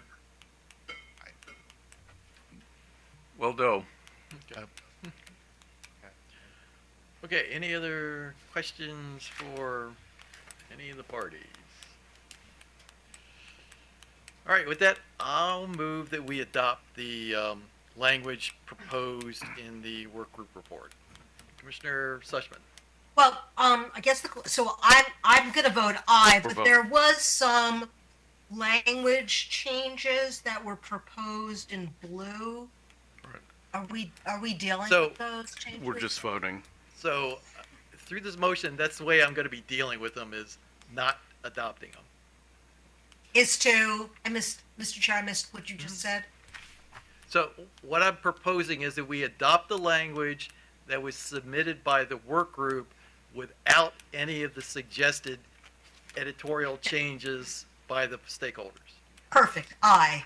Okay. Commissioner Barbe. Aye. Commissioner Richard. Aye. Commissioner O'Donnell. I'm gonna condition my vote on getting a straight answer on these Understand. collar devices and increased costs and who picks up the tab for infrastructure, et cetera, et cetera. So Okay. I'll vote aye, but I reserve the right to change my vote to a nay should I not get a satisfactory answer. Understood. I vote aye. Is that Well, that's fine. So, we're fine with that. So, where are we now? Okay, with that, we have some other sections where regulations were proposed by the work group, but I am aware of only one other change, but it was related to a change that was discussed earlier, which is the Schmecco request to move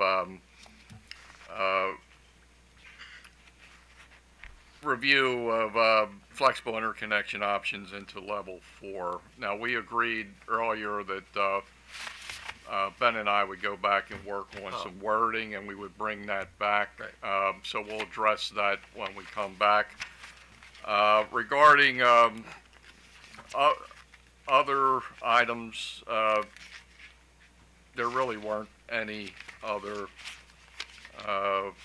proposed modifications in the stakeholder filings. Although, if you do end up making a different decision, I'm sorry, you already made a decision on something I thought might be contingent. But we have to go back and we have to look at the definition, incorporating Commissioner Suchman's recommendations regarding limited export interconnection customer agreements, changing the definition, and some other things. Okay, so for the benefit of the parties, it looks like the next date will be January 8th. So if you could kind of note your calendars for that. There'll be an official notice confirming that date, but that looks like what, and hopefully at that point we'll be able to wrap it up, so. Okay. John, nice work. Thank you. Oh. So with that, we're adjourned.